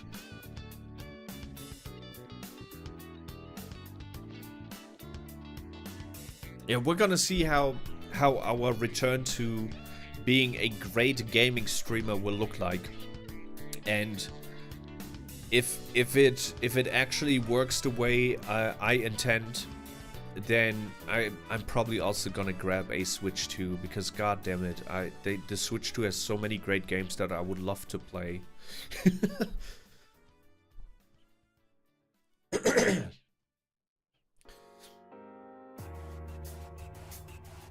They may do these shortages on purpose as an experiment for now, probably to boost console sales, but it will definitely be the next big thing. We'll see what happens. Yeah, that's the question, right? Like, it's hard to predict. I also think that in some cases they will just say, hey, we're not gonna have enough like consoles right now because of the memory shortage, just so they can dish out some more expensive consoles for a while. So I do believe that companies definitely are doing it, but long term we might actually get into like a shortage situation, and then at that point, you know, I feel like the whole point of console gaming was always that it is accessible, it's easy, right? You don't need any PC knowledge and whatnot. Not that PCs are complicated, but back then it was kind of, you know, especially for our parent generation, was more complicated than just buying, I don't know, a N64 and some cartridges, right? So my whole point with console game was always, it was kind of like affordable, it was accessible, it was easy, drag and drop basically. Like you buy a game, you insert the game, you start playing. Like there's no, you don't need to read anything or encounter any issues, because these games are usually tested beforehand, and if they're not working, they were not shipped out. At least not back then. Nowadays they can just ship out a broken game and then fix it later with patches. But back then they had to make sure that at least it works and it's running, right? And I don't know, if memory shortages get to a point where consoles are as expensive as mid-range PCs or high-end PCs used to be, right? I don't see the point in console gaming anymore. Like I think console game was always a good entry into gaming. It was easy. You don't have to mess with any graphical things. That is something that I always hated when I still was a laptop gamer, right? I was one of those losers who played on his laptop back in like a high school and middle school. And there was always a time when I got a new laptop. I had like one gaming laptop, but then before that I had like good multimedia laptop, which could also play games decently. And there was always a time where I could play every game on high settings, And then like a year later, I was already at medium for every game. And then 2 years later, I was already like around like low settings for most stuff. And my laptop getting super duper hot. So I always appreciated that with consoles, that I never had to deal with any graphical shit, that I could just, I have my console, and the most thing that I have to choose from is like performance settings or graphical settings, or graphical mode or performance mode. But that was only with like the last generation, right? Before that, we did not even have that, right? Only like the Xbox One and PS4 introduced these two types of settings where you either choose performance or you choose graphical fidelity. But before that, console gaming was literally brain dead. It was, you insert a game and it works. That's it. It looks a certain way because the developers already like they set how the game should look like on a console, or what the console can handle, and that's it. No headaches, no nothing, no errors, no updates, no nothing. And affordable. And there was a used game market, which the companies tried so hard to eradicate. Thankfully, they failed. But I remember there was like a huge shift towards like the PS4, the end of the PS4 era, basically, of digitalizing everything, because they don't want you to buy used games, because used games are cheaper and they don't really earn anything from used games. This is also why they destroyed couch co-ops. Almost every multiplayer game now it only has like online co-op, no more couch co-ops. That's why I appreciate Nintendo so much, because they're still like thinking about the consumer, actually. I truly believe that. They might be super predatory when it comes to pricing and whatnot, but what I mean by they think about the consumer is they make sure that they have experiences that are just fun and that can be enjoyed by most ranges, by most ages, and there's in most cases, most Nintendo games still have that couch co-op feeling where you can just play with a bunch of people. All the other companies are trying to get rid of it, because they will just earn much more if two people have to buy a game instead of one, right? Or two people have to buy a console. Props to Nintendo. I say this rarely because they do have a bunch of shitty practices, but Nintendo does one thing well, and that is their first party titles are just always optimized around fun, right? There's no bullshitty microtransaction and shit like that. It's just fun. First party titles have that seal of quality from Nintendo, and it's just pure fun, and nothing else. For me, it won't be a big deal because I'm not the target audience for the AR, the potential equipment subscriptions, and I couldn't care less about AI. But then there's the other extreme of people who overconsume AI, and not to mention the many parents that have the mindset of, let me get my kid the newest thing on the market. Yeah, but for gaming in general, it will definitely be a big question mark. Yeah, I went on a rant. No, I wouldn't consider that a rant. That is correct, and yeah, we'll just see. Like, there's also a possibility that next year everything will just, you know, I wouldn't say revert back to normal, but people might grow out of AI or might not.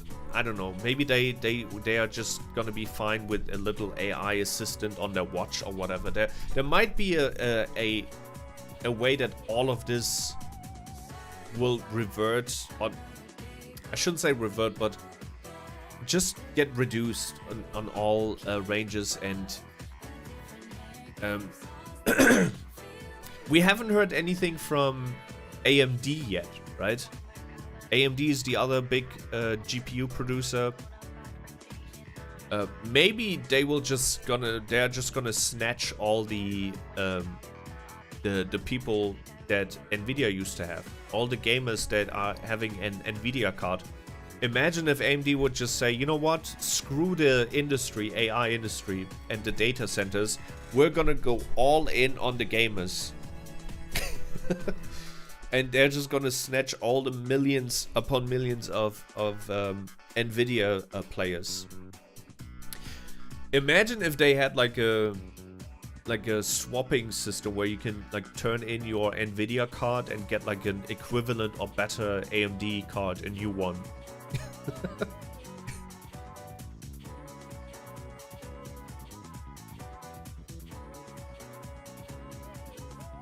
We will see.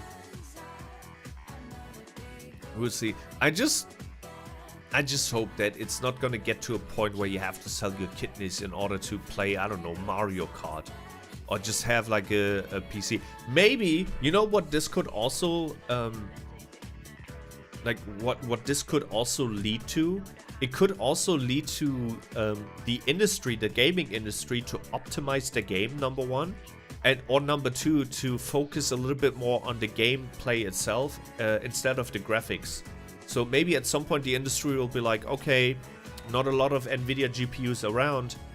We need to make sure that the game is running well on a lot of rigs, right? Because not a lot of people were able to upgrade in the last 3 years or whatever, and cannot afford new GPUs. So I can also see a little bit of like silver lining on this dark cloud is that industry might try and optimize games a bit more, or focus a bit more on the actual gameplay instead of just graphical fidelity and whatnot. That would be great environmentally, because swapping would help with recycling and all that. Yeah. If I would be AMD... No, that's not true. If I would be running AMD, I would probably also go with the AI boom. It would be stupid just from like a capitalistic standpoint to not go with the AI boom.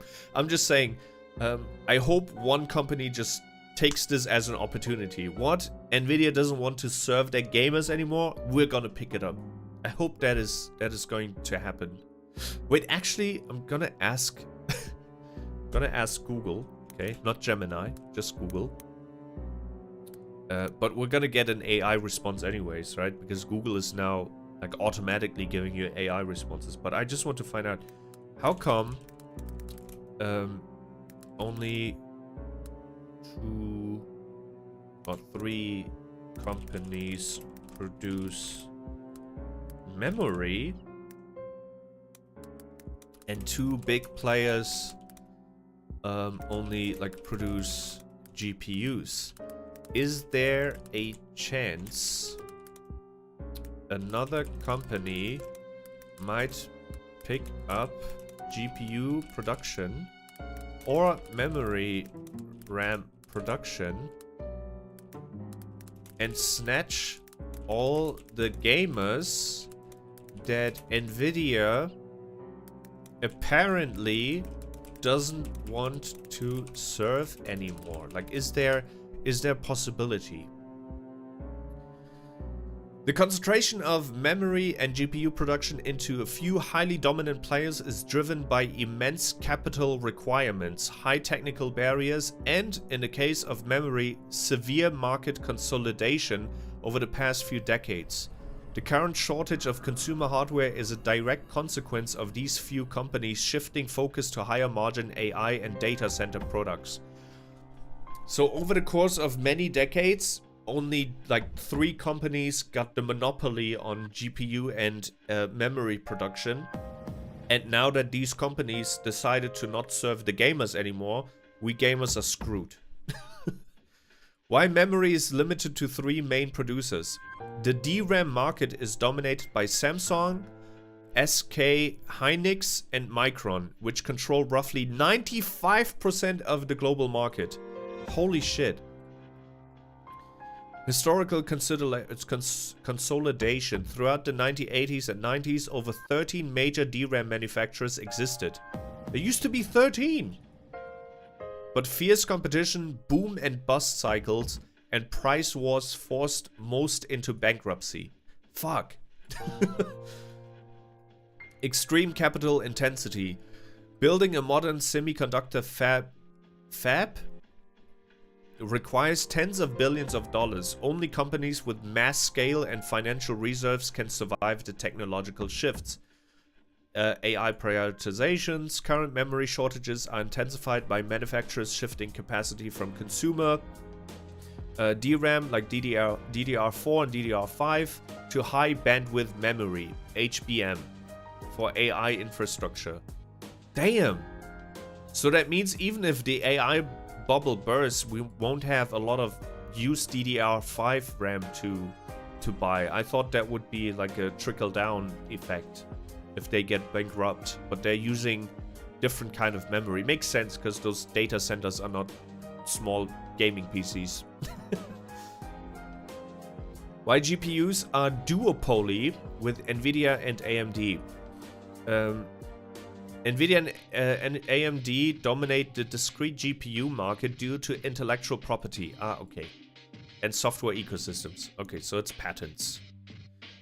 Insane R&D costs. The moat CUDA, Nvidia's dominance is maintained not just by hardware but by its CUDA software platform, which has become the standard for AI and data center applications. Patent barriers, decades of IP development by Nvidia and AMD make it nearly impossible for a new entrant to create a competitive GPU without infringements.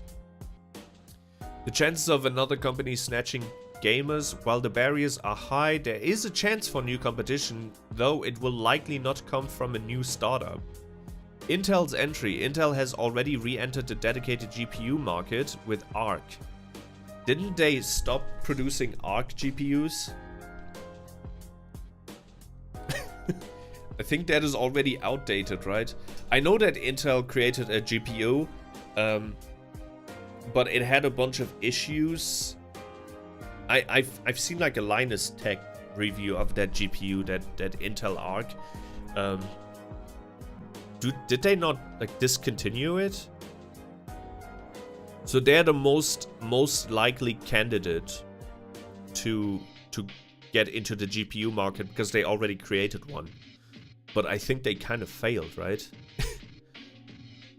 Current situation where Nvidia and AMD prioritize AI over gamers creates a niche, as you noted. A company that focuses on affordable high-performance gaming hardware could win over that market share if the big two abandon it. But they would still need to overcome the massive R&D costs. So basically there's no chance. It's just too expensive. Unless one of the big billionaire companies get into the GPU market, GPU and DRAM market, there's no chance. Like, damn. Conclusion, it's unlikely. A new player will suddenly emerge and snatch all the gamers. The more likely scenario is that Intel improves its competitive standing, or a company like Qualcomm, which already makes mobile GPUs, leverages its power to enter the PC space. Or existing players, AMD, decide to refocus on consumer needs if AI demand softens. However, as of early 2026, Nvidia's dominance remains nearly absolute with over 90% market share. What? Dude, are you telling me AMD is abandoning us gamers for 10% market share in the AI industry sector? that Nvidia is doing it, I understand, because I guess the AI is working best with their CUDA software thingy. So they have like 90% market share. I get that. That if you have 90% market share in like a new emerging bursting industry, makes sense to shift focus. But why is AMD shifting focus? why is AMD stabbing us gamers in the back?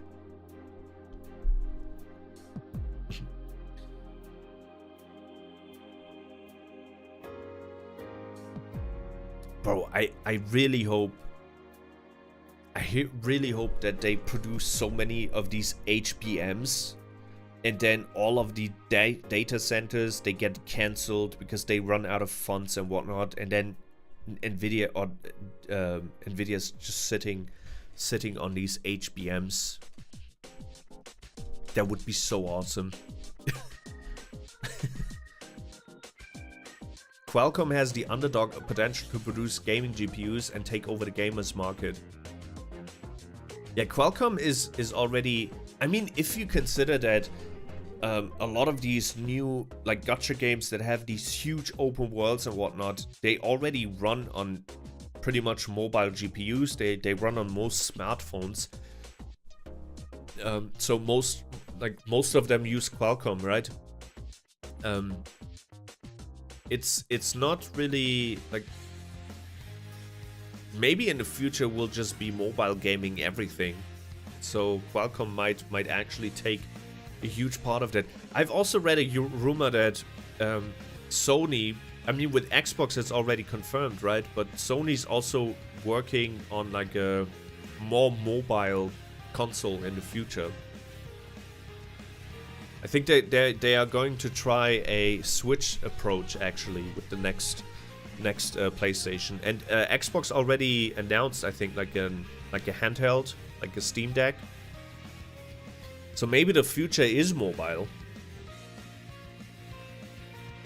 Unless it gets acquired by a bigger corporation and it follows the same AI route. We'll see. God, this is really like depressing. Once again, from like a business standpoint, it makes sense. This is also why it's so depressing, right? It's frustrating because it makes sense. There's a huge booming, or not booming, but a huge emerging industry, and if you as a company have the best software to supply those companies or supply those demands, then of course you're gonna provide it and pivot. If that means you just have to shift from the gaming market to jump into another like multi-billion-dollar market, so be it. So I totally get that.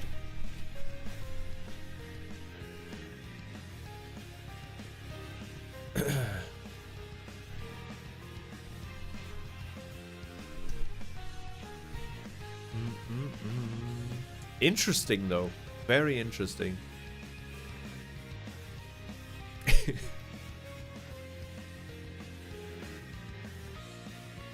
Yeah, I think the era of consoles will come back. Consoles will make a huge comeback thanks to AI. I mean, it's not like consoles were ever not popular, right? But I think in the last couple of, I would say ever since like 2010, like the last, or maybe 2015 or so, the last 10 years, I would say, like there has been a shift back to PC gaming, especially with like younger kids, because they've seen all the streamers and YouTubers and whatnot. There was a huge shift to getting their own PC instead of getting their own console and whatnot. But I think that might have died with all the pricing, like the consumer market basically getting price hikes. I think we're gonna jump back to just you know, just console game. It will be a cycle, most likely.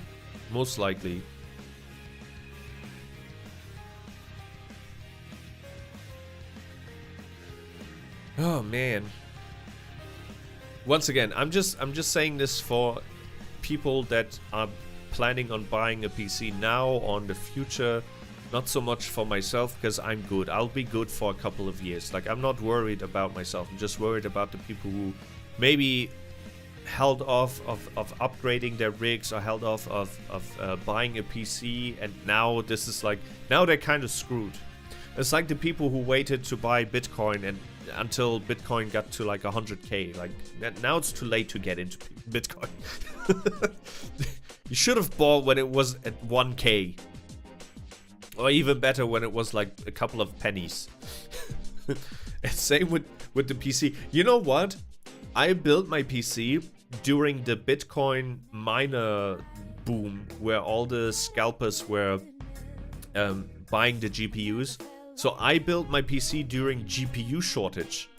And I paid for like my 4070, I paid as much as the retail price of like a like a 4090 even, or not 4090 or 4080. Like I could have if there wasn't a shortage and if there wouldn't have been a shortage and a price hike, I could have gone with a 4080 with the price. Like it was still in my price range, but because of all the shortages and whatnot, I could, in quotation marks, only buy a 4070.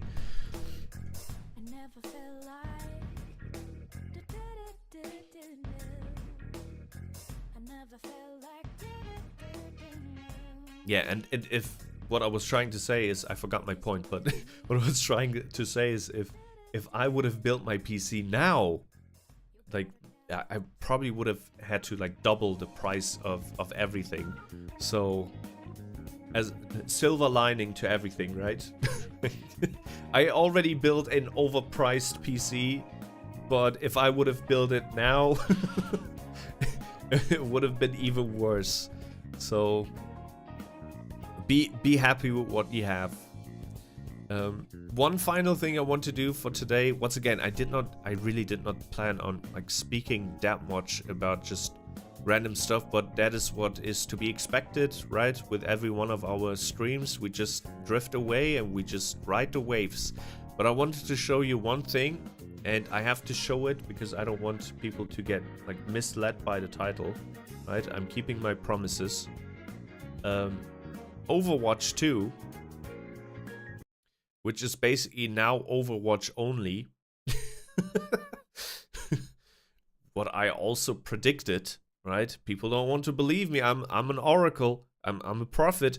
I told you when they scrapped all the plans they had for Overwatch 2 and went back from a 6v6 to back to like a 5v5, or was it the other way around? Was it? Yeah, I think they went from the 5v5 back to a 6v6. I tweeted, what's the point of Overwatch 2 then? If it's basically Overwatch 1 with better graphics, I guess. Like, what's the point? And now they're scrapping the Overwatch 2 name, and it's just Overwatch. But you know why I'm gonna forgive them? Because they added a new character, and now I kind of want to play Overwatch. They literally added a cat into Overwatch. It's a fat orange cat. You can push people off the map just like a real cat would do. It's the greatest character I've ever seen in any hero shooter. That is awesome. We might have to play Overwatch 2 now. It's Garfield. My next upgrade may be a console, probably. I'll just buy a pre-built PC. Takes away the hassle. You know what, IKathian? In the past, I owned a pre-built PC. And the pre-built PC that I owned was quite good for for what the internals had. Like, it was a 1080 PC, right? And I had, I think, 16 gigabytes of RAM and nice, fast DDR4 RAM. Like, my pre-build was pretty... The only thing they put on top of the pricing from my pre-build was, like, the what is it called? Like, the basically building fees. Like, for them to build it and ship it. So I paid... If I would have ordered the God damn it, it's so hard to speak English sometimes. If I ordered the pieces individually, I would have come to almost the same price as the pre-built PC. The only thing that I paid on top is basically their working fees, right? What I was trying to say is we have some retailers that do custom builds here, and most of them are really good. Okay, what I was trying to say is make sure that they are not ripping you off, because there are some pre-built PC companies that basically add 1,000 on top of the PC price. Like, if you would have like built everything or bought everything individually, right? So make sure that when you look at a pre-built PC, that number one, the combinations of motherboard and GPU and whatnot make sense, because some pre-built PC builders, right, the companies, they don't give a shit if you blue screened 3 months from now. Check the individual pricing, the retail pricing of the parts, right? And then just see what they add on top of it. If there's like a $200 additional fee, like let's say the retail pricing would be around $3,000, and they offered a PC pre-built, the total price would be $3,290 or whatever. Then you are basically paying $290 for shipping and also for them to put it together. And I think that's totally fine. However, if the retail pricing would be around $3,000 and your pre-built PC is like $4,000 or whatever, they're trying to rip you off. In that case, I would suggest you to look for another retailer, like a custom PC retailer, or to build it yourself, because it's really, really not that difficult. I totally understand that people don't want to go through the hassle, but there's some pretty decent mid-range PCs that you can buy, which have fantastic tutorials even online, where you can build basic like similar rigs, right? And it's easy to follow. It's like Lego almost. There's only two ways that you can screw up, and that's pretty much when you are inserting your CPU. Like if you screw up at that part, then you might mess up like $500 or $600 worth of components. But everything else, also very important, which a lot of these PC pre-builds are cheaping out on, is your PSU, right? Your power supply. Sometimes they offer like a 5080 graphics card, but they give you like I don't know, 600 watts power supply, which will not be enough to power that beast, right? This is just an exaggeration. I'm just saying, just be careful out there. Lots of scammers. I could try to build one, but I'm still concerned about messing things up. Okay, if you're concerned, then I don't do it. Like, just better be safe than sorry. I'm just saying, don't get scammed either. If you don't want to do it, I totally understand. There's also, you know, that there are also companies where you can pick all the individual parts and they just build it for you. So there are companies like that as well, where you can basically pick whatever parts you want, but you then have to make sure if the parts are compatible with each other, right? Don't get like a DDR4 motherboard and try to buy a DDR5 RAM and put it on top of it. So that doesn't work, right? Also make sure that your motherboard or your case is big enough to hold all of your components. That is also something you need to pay attention to and keep in mind. But yeah, pre-build is safe. I'm just saying that there are companies that really make use of people not wanting to build themselves or not understanding enough about the PCs, and they will just charge an extraordinary fee on top of it, which is not, which is just not nice. Nice wasn't the word I was looking for, but sometimes it's better to just go with a with a filler word. Just don't be scammed.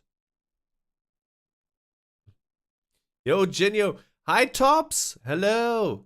Hello. How have you been? I've been great. Thank you so much for asking. How about yourself? Good to see you. Marmite Cat. Should I still call you Tops, or should I call you Marmite now? Welcome back. How have you been? How's life? Ah, cool. Now we have the separation between Twitch and YouTube. Isn't that cool? That's pretty cool. I think it's cool.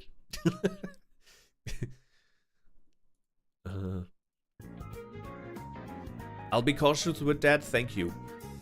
No need to thank me. Also, if you are, if you have questions about PC builds and whatnot, we have a super PC crack in our community, our moderator Siphon. So if you're not sure about certain types of components, I'm pretty sure Siphon would also help in I'm just assuming. Hopefully, Siphon will be cool with that. But if you just are questioning about certain components, just post it on Discord, and I'm pretty sure someone will reply. I've been good. You can call me Tops. All right. How come you change your names? That's coming from someone who also rebranded twice, by the way. And I've been like, it's always nice, as I said in that one YouTube comment. I'm always happy when people are coming back to the channel. The channel might change a little bit, our priorities might change, but I'm always the same person, and most of our community members are always the same as well. So don't worry about missing a couple of streams, a couple of weeks, or even years. If you take a year of a break and come back next year, I'm still gonna be happy. You should never apologize to streamers about like missing streams. Every streamer understands.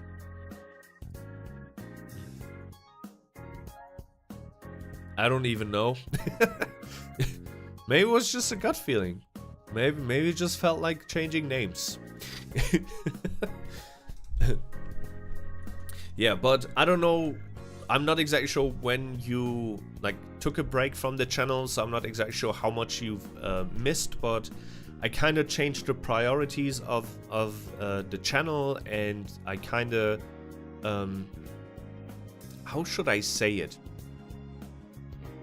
I used to have like a very complicated lore, and I kind of simplified our lore to just being white tigers. So if you're part of our community, I mean, you've always been a part of our community, but now you're a part of the white tiger community. It was always about white tigers, but it was a bit too complicated, and I think people did not really understand it, so I changed a lot of things. Our sub badges are now white tiger based. We have a couple of white tiger emotes now as well.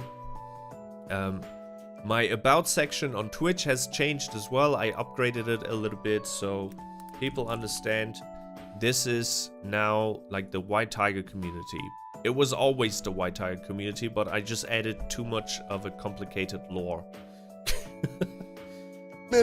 Whoops. And now I'm on Twitch. I just wanted to show you my whoops. My new upgraded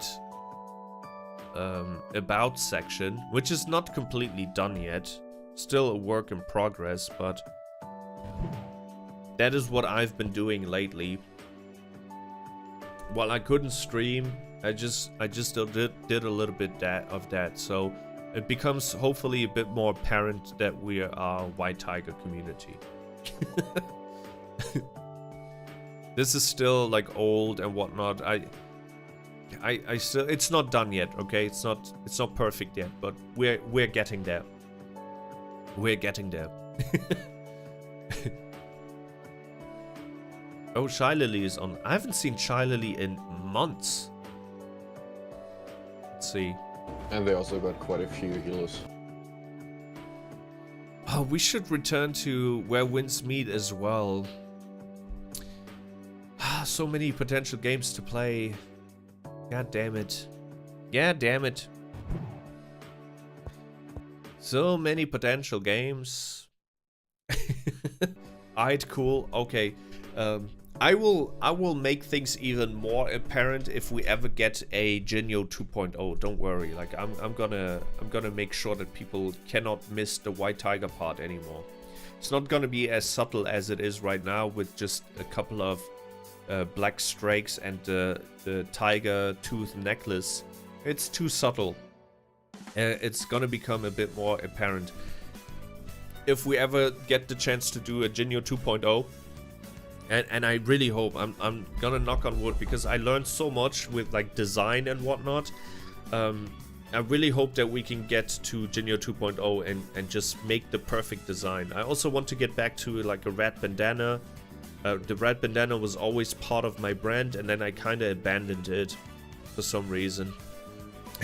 Biggest mistake. Seriously, I made a couple of mistakes when it comes to design, but that is the one thing that still stinks, because I just Man, I wish I did not abandon the bandana, man.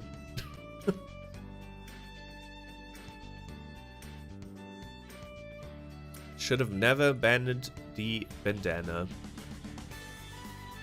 It is what it is. Is there... The last time we talked about the bandana, I wanted to show you a sketch from the early sketching phase, but I couldn't find the sketch. Let me see if I can find it now.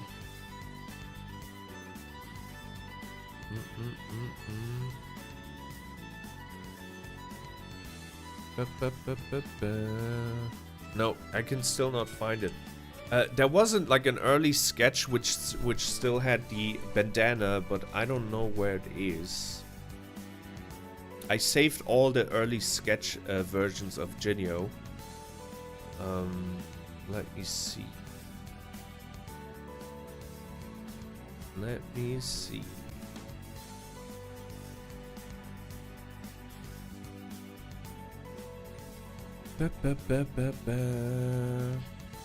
Anyways, next week we're gonna return to gaming. I still need to find out which game. We're gonna have one main game, and then we're gonna have maybe an indie game and competitive game that we play alongside doing just chatting and reactions and whatnot. So yeah, next week we're gonna go back to structured stuff. And hopefully a properly working schedule. Next week I might also start a bit sooner and end a bit earlier because of a couple of circumstances that I cannot talk about, unfortunately. I'm not unfortunately, like, even if I could talk about it, I wouldn't want to talk about it because it's kind of like private. But I might have to... Yes, definitely. I might have to start before 6 p.m. Maybe at like 5 p.m. Depending on work and how early I can basically leave and prepare the stream. You don't have to justify yourself. Keep the length as you see fit. No worries. It's just for next week. The week after that, I can basically do longer streams again. But next week, I might have to stop around like 9 p.m. ish. And there's a reason, once again, there's a reason for it. One day we can talk about it, maybe. I'm just so excited to just be back to multi-streaming and to be back to just doing what we like and just talking about stuff that interests us and that is not so like wanted or needed from the algorithm. Because if I would just base everything on the algorithm, I shouldn't technically be streaming that much. It's just not good rhythmically, right? It doesn't really help me or help the channel grow that much, especially not on Twitch, which has almost zero discovery. I shouldn't be reacting to everything, and I shouldn't be playing everything I want. Like that is something that only bigger streamers can do, but I don't care at this point. What I prioritize is people having fun, and most importantly, without sounding selfish, me having fun as well.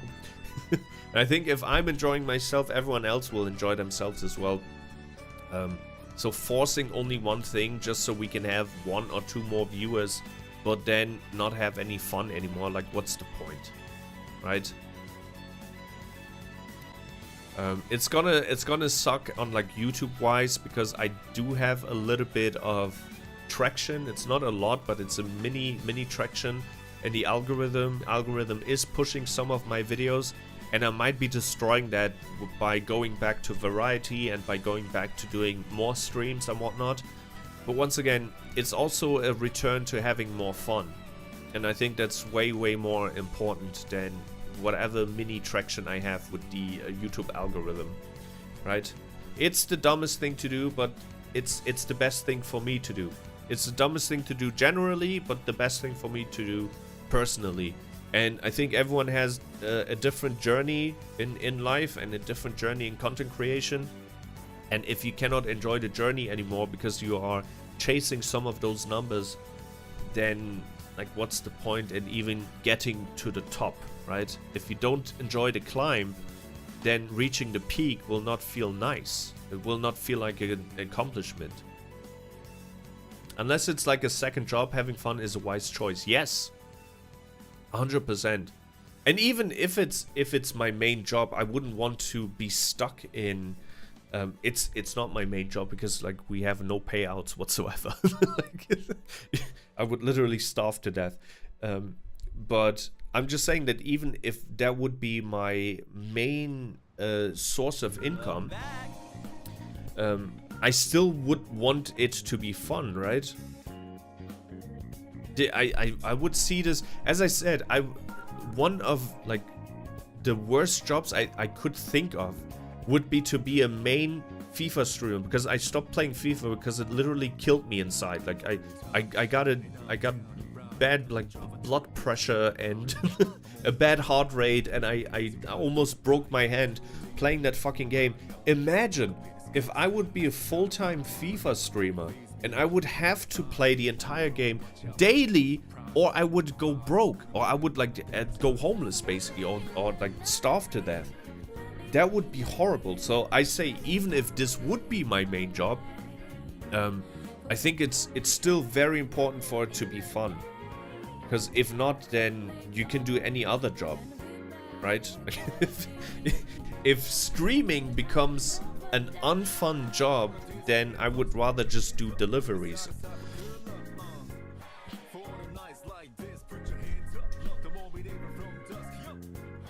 So basically out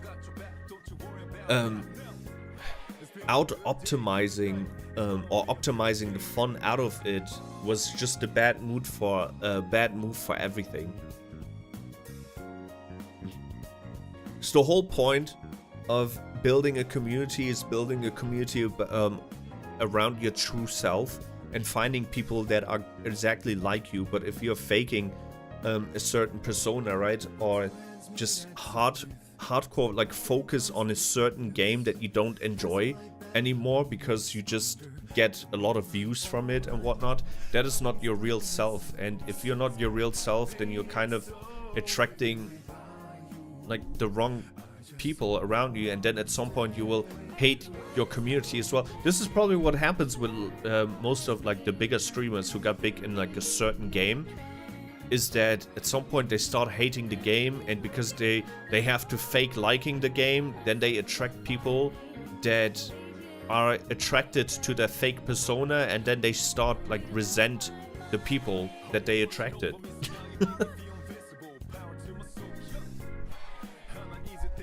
This is probably also why I think Ninja was one of those examples, right? At some point he just got so sick of Fortnite, and I remember watching one of his streams when he played like Final Fantasy, was it 10 or 11? Which one is the online game? Not 14, not the MMORPG, the other one. There's like another online game from Final Fantasy. I never played that version. Was it 10 or 11? It was like an old game. Anyways, it doesn't matter if it was 9, 10, 11, 12. He played that, and he had like, I think he had 8,000 or so viewers, and that was Ninja, right? Like, and I remember I watched the stream, and someone was trolling him or was just being mean, and he sent like a donation message saying something along the lines of how the mighty have fallen. You used to average 100k or 90k people. Now you're sitting at like 8k, right? And Ninja was like, first of all, Ninja was Ninja. If you know Ninja, you know what I mean. Like he roasted him, and he was like, I'm set for life. Like I never have to work a day in my life anymore with that fat Microsoft check that he received. And second of all, he said he'd rather have 8,000 people and just be happy and content, right, than 80,000 people and be miserable. And even, yeah, 8k is already, yeah, this is also the funny part. 8k is also like the top 1% on Twitch. it's still a top streamer. If you have 8K viewers, you're still the top 1%. But I guess they tried to get under his skin, but I think his reply and his message was really good. Just, he would rather be happy in what he's doing and enjoying what he's doing than having 80,000 people watching and be miserable. Off topic, are you a Star Wars fan? Yes, I am. I am. I'm more of a... I'm a little bit of an unconventional Star Wars fan because I like the antagonist more than the hero. I cannot stand Luke Skywalker. I'm a huge Anakin fan. And ever since one of my profs told me that Star Wars is pretty much the story of Anakin Skywalker, of a boy that gets corrupted by power and eventually gets a redemption arc, it opened my eyes. I always felt like I always loved Anakin Skywalker. I always loved the dark side. But when he told me that, I was like, oh yeah. If you watch Star Wars in chronological order, right, like from 1 to 6, not starting with 4, it is the story of Anakin Skywalker. As a little boy, when he grows up, his Padawan years, then he gets kind of corrupted into the dark side. And then towards the end, he has his redemption arc. He is the one that brings balance to the power. Star Wars is about Anakin Skywalker. And that was, when my prof told me that, I was like, oh, holy shit, he's right. It's Anakin's story.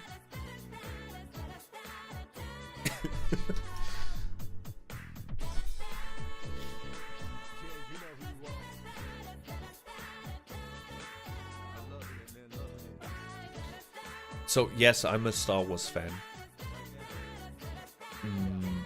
I also thought about playing, or maybe I already did. Did I play? I definitely did not finish it, but I definitely played Star Wars Jedi Fallen Order. But yeah, I 100% did not finish it. And I always wanted to play the sequel as well, but I never touched the sequel. Just like with many other games on this channel where I played the first game, finished the first game, but I never finished the first game on stream and I never got into the sequel. And Jedi Fallen Order is also one of those games because I never touched the second game.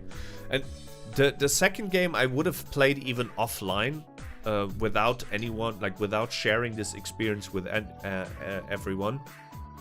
But the problem was, around the time the game came out, it also had huge optimization issues, and I'm one of the few people around the world that actually votes with his wallet. I'm not gonna pay a full price title that is badly optimized. I'm just gonna refuse it. I might be a drop in the ocean, I don't care. I did the same with Pokemon, and I'm a huge Pokemon fan. And I played almost every Switch Pokemon game except for Violet because it was just a mess when it dropped, and I'm not paying $69.99 for 15 FPS with 100 million glitches and bugs. I refuse to do that. And Star Wars, the sequel, I forgot the name of the sequel from Fallen Order. What was the name? The Jedi Fallen Order sequel? What was the name of the sequel? Oh, it's Jedi Survivor. Yeah, Star Wars Jedi Survivor. When it was released 2 years ago, it just dropped with many issues, performance issues and whatnot. And I said to myself, I'm not gonna pay a full price title and still be like a bug tester. Right? Like, companies got too comfortable, especially EA. They just got too comfortable releasing games in a horrible state and just using their consumers as like beta testers. But the difference is that usually beta tests are free. But they're selling you a beta test for like $69.99. Have they fixed Jedi Star Wars Jedi Survivor. I'm just gonna ask,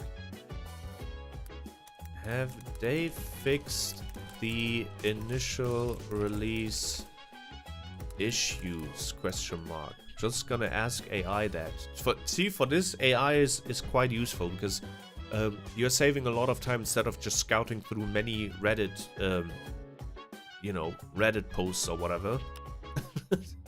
Just ask AI.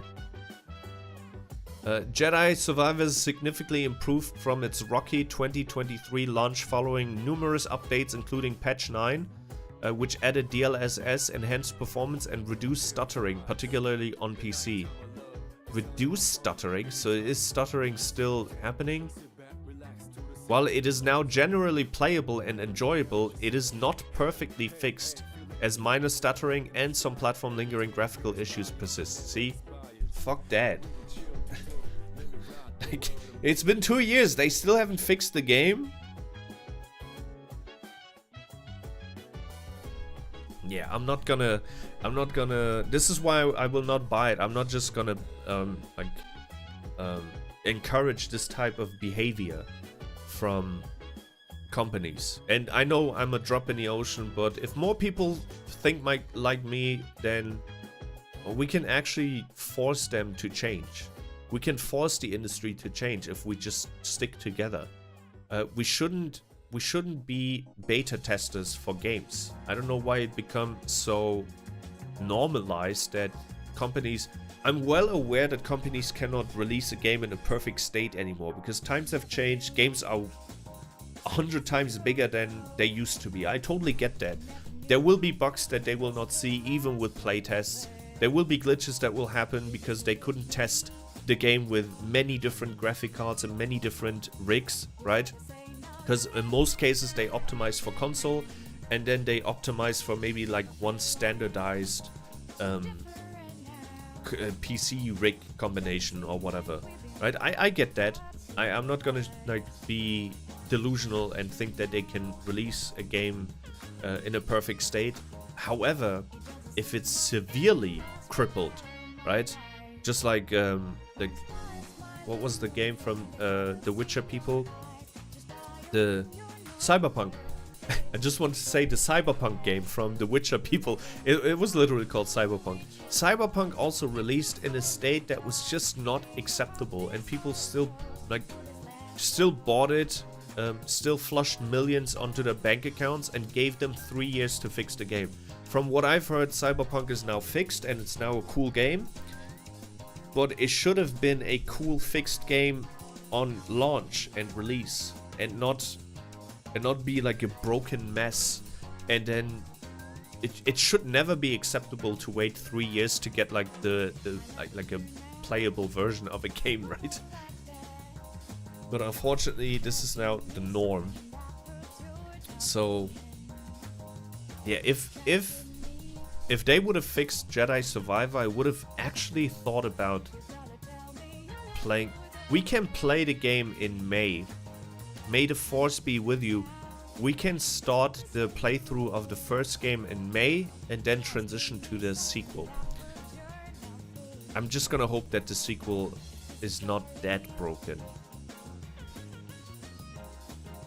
Console performance is supposed to be better. It's even broken on console. See, on a PS5 Pro even. A recent patch from January 2025. Recent, it says. It's been a year. Enhanced performance with PSSR. I don't know what that is. Improving but not eliminating visual issues like foliage, flickering and lighting, while introducing minor bugs like, in some cases, vignetting. Unacceptable.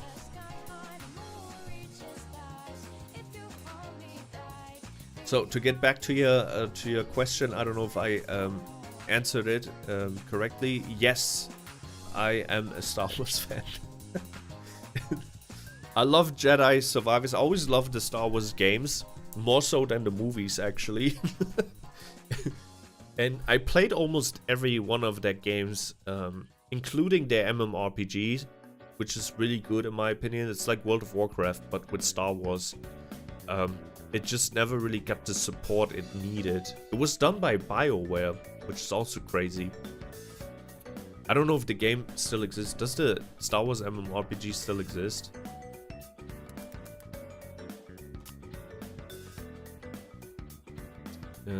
Is it still alive? Oh yeah, it is. It still exists. It's Star Wars The Old Republic. It was so good. Like the cutscenes and whatnot were really, really good. And you could even choose to be on the dark side. So you could choose whether you want to be part of the Jedis or the Sith, which is really cool. Basically, essentially like World of Warcraft. You either you choose the Horde or the Alliance, but in this case, there is an actual evil and good side that you pick, because with World of Warcraft, there's not really evil and good that you pick. Like Alliance, is not really like the good guys, and the Horde are not really the good guys. It's kind of like both are bad. It's like political fractions almost. So it's not as clear cut as choosing Sith over Jedi or choosing Jedi over Sith. Yes, Anakin. Alright, I think my powers have depleted, and I'm gonna go to bed now. Master Jinyo, what should we do?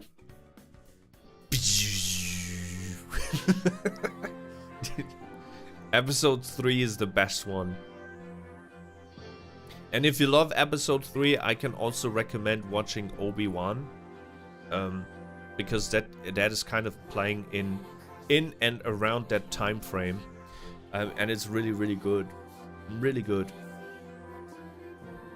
Okay, I'm gonna head to bed now. Thank you so much for watching, and we will see each other maybe tomorrow, but I'm not exactly sure if people will even be on the internet tomorrow, because tomorrow is the Super Bowl. So I highly doubt that anyone other than maybe us Europeans are gonna be online. Most people will probably watch the Super Bowl, but I cannot, because the Super Bowl will start at like 4 AM in the morning or so. Like, when is the Super Bowl? Super Bowl 2026 start time Germany. Let's see. Oh, it's not that late. I think it starts like at 12. Mediamarkt Saturn präsentiert das große Football-Highlight. Jetzt. Shut up. Mediamarkt. Commercials. Football. I think it starts at... Oh yeah! It starts at 12:30 AM. It's not that late. So I might actually be live when they do the kickoff. Obviously, I cannot watch the entire thing, but I might just be live when they do the kickoff tomorrow. We'll see. See ya. Thank you so much for stopping by, Tops and IKThian and Double Choker Chip. Good night. See you in the next one. We'll probably see each other tomorrow, maybe even sooner, to do like a pre-Super Bowl stream. But yeah, it will be just as spontaneous as it was today. But next week, I promise we're gonna have a schedule again.